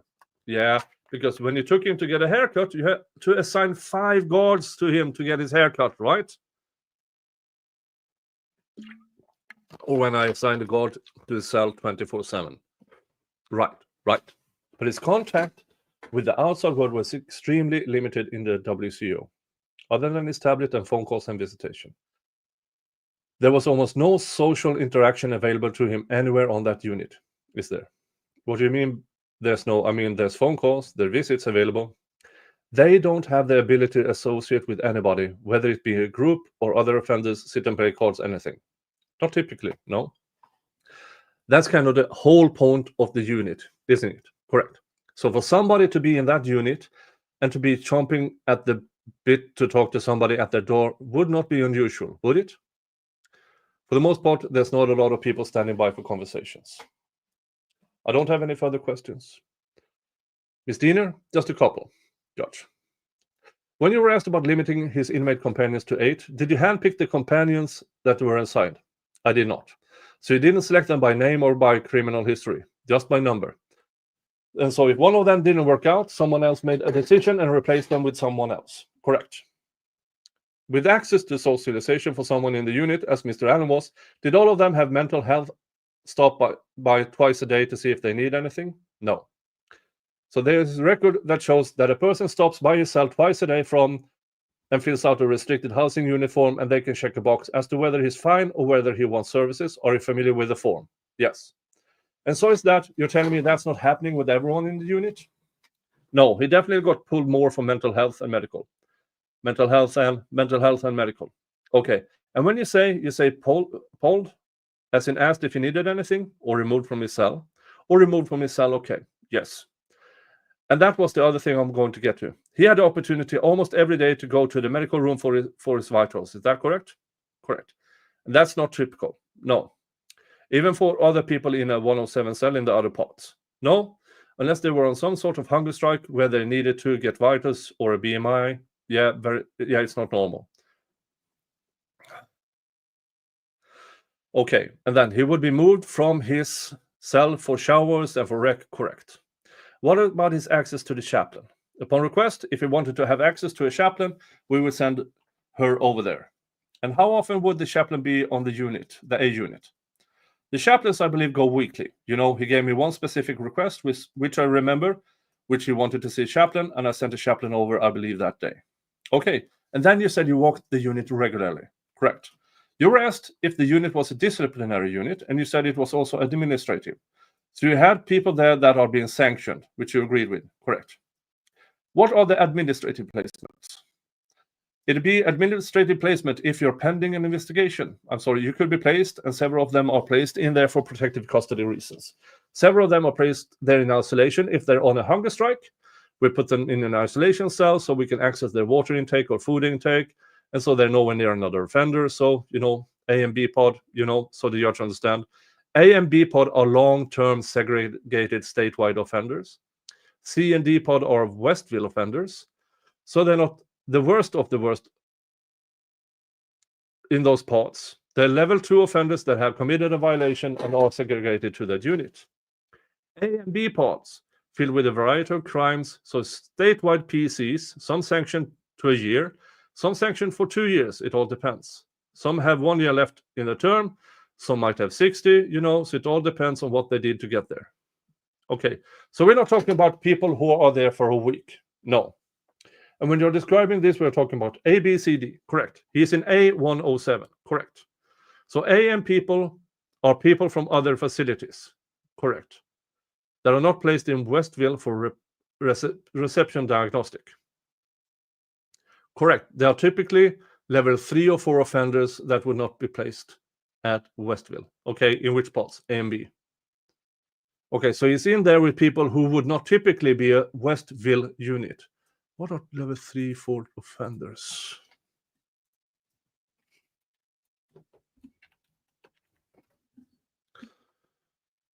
Level 3.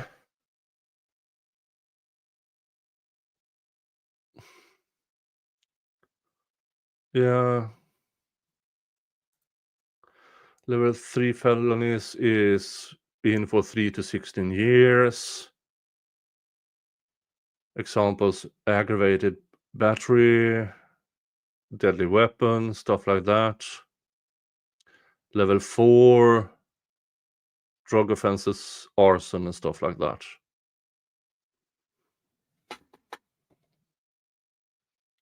Just checking. Okay, in which parts? A and B. Okay, so he's in there with people who would not typically be Westville inmate, correct? But they're there either for disciplinary reasons, or for administrative reasons, correct? An administrative reason would be pending internal investigation for misconduct. Or anything could be pending trafficking, okay. Anything that internal affairs is looking into, but most of them are sanctioned to a fixed time to doing segregation. Yeah, so when they get there, they know how long they will be there. Mr. Allen was put there with 0 time limit. More or less, Mr. Allen, this is your home, and we will not tell you for how long.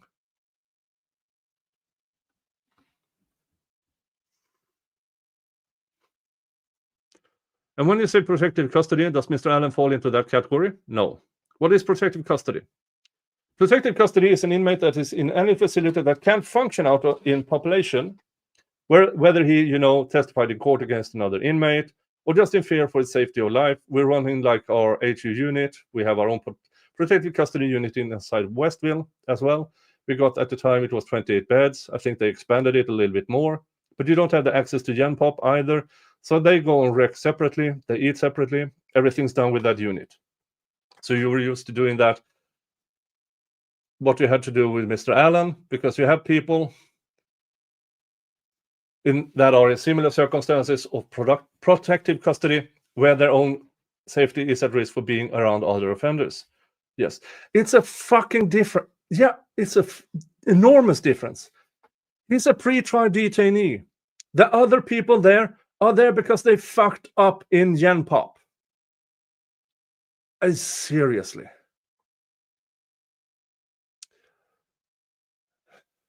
And when you said isolation because of Thunderstruck, is that because you keep a better eye on them in that? Yes. Area. Typically, we want to put them in a cell that doesn't have any water, so we realize how many ounces of fluid they're drinking. They're not another offender, so they can't give them food that we don't know about. So yes, we can monitor them better. Okay, no other questions. All right, thank you, sir. You may step down. Unidentified individual. Your Honor, is he released? The court, is he released for his subpoena? Mr. Rossi, yes. Ms. Diener, I agree. And you're free to go. Thank you. Would counsel approach? Sidebar conference inducted. The court. Inaudible. Inaudible. 2 inaudibles. We are up to 37 inaudibles. Okay, let's do one more witness and break for lunch. Sidebar conference concluded. Folks, we are 3 hours in. In 2 hours,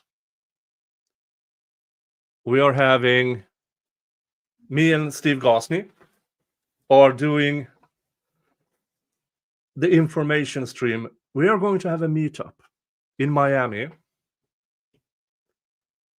on September 20th. So we will have it to you guys here, to you guys over at Rumble.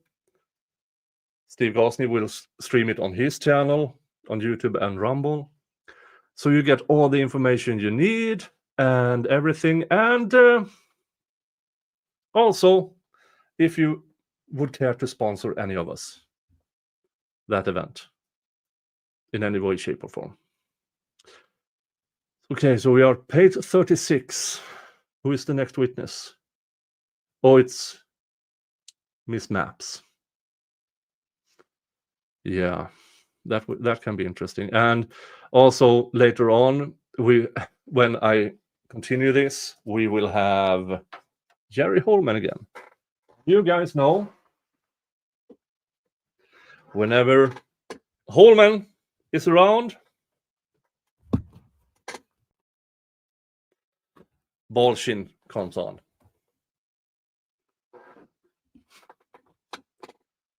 All right. I hope you got a bit more understand. I hope you are informed. Also, I hope I could interject with information that you might not have known. I think, for instance, I see Gigi, my first and best moderator, has been in chat. And she has been a corrections officer. And I've seen her in chat being absolutely furious about how things were done at Westville. And folks, Gigi was in Texas. Texas does not play around. So if she's furious as a former corrections officer, that shows whatever was happening to Rick, it's bad. It's really, really bad. But okay, we are over 3 hours in. I will continue this a bit on Monday. And because next week is my last week at work before I go on vacation. The week after, on September 3rd, I'll be flying out to Utah, spend 2 weeks there. And then I will be flying down to Miami and spend a week there. And there we will have the meetup on the 20th. So I'm going to redirect you over there. And hope you can join us. Bring friends. I have a few beers left from yesterday. Maybe Steve will have his sidecars. And yeah, we will have a good time. We will have a good time. So folks, thank you for being here. From me and Mr. Jingles, thank you. Thank you for allowing me to do this. Without you, there would be no channel. Sending you off with the free Rick Allen song. And everybody, again, thank you. See you in a couple of hours. Bye-bye.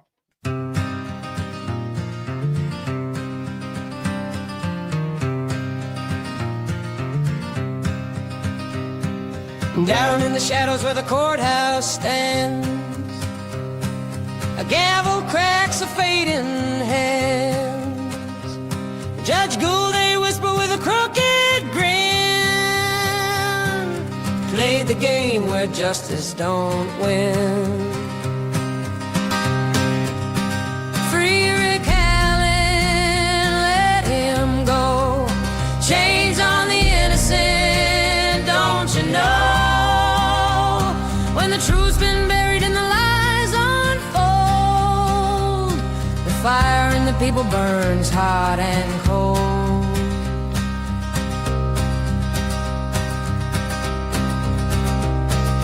Prosecutor Mickelin with his papers tight wrote the tale that never saw light. Twisted words in a room of stone, left Rick Allen to stand alone. Who will answer? Who will pay? The sun don't rise on a judgment day. Free Rick Allen, let him go. Chains on the innocent, don't you know? When the truth's been buried and the lies unfold, the fire in the people burns hot and cold. Officer Holeman, eyes like frost, drunk on power, the line got lost. Lock the doors, keep him inside, for justice limps where his footsteps stride.